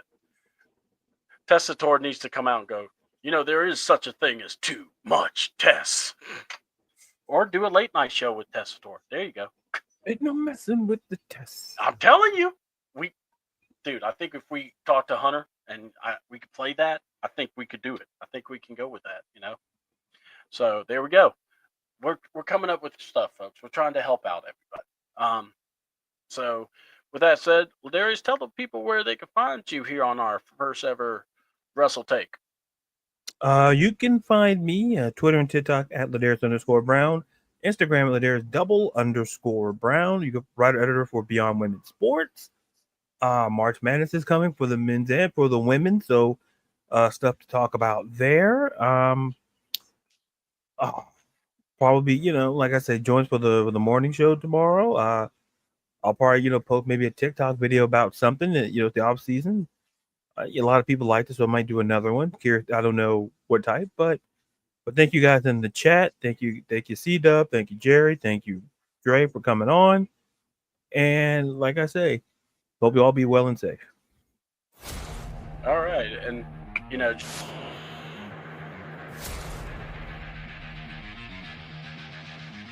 something different. Try to get people involved. Try to get people excited about it, and hope you like it. Hope everyone gets want to kind of tell your friends, like the show, subscribe. I want to say again, thank you to Ladarius, Mr. Laddie Daddy himself. We're going to be on the morning show crew. Be ready for that. We're going to talk about, football and also draft stuff, and also maybe a little bit more miscellaneous stuff on the sports, whatever the crew want to talk about.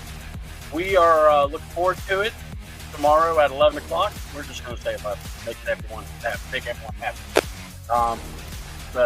And then we'll just go from there. And if we have to go a little later or earlier, we can do that too. Once we talk, we'll update you on Twitter. Go to @CAWTN. Go to Ladarius_Brown on Twitter or X. Find us. All our updates, we'll put it all out there. And like I said, if you like the show, please like, comment, subscribe. I hope you enjoy it. And we look forward to doing many more shows. It's WrestleMania season, folks. We're going to be going full throttle now. And like I said before, if you want to be a part of the show, want to do talk to us, hit us up. Let's do it. Let's get together. So with that being said, I'm C-Double. That's Ladarius. Be out. Peace.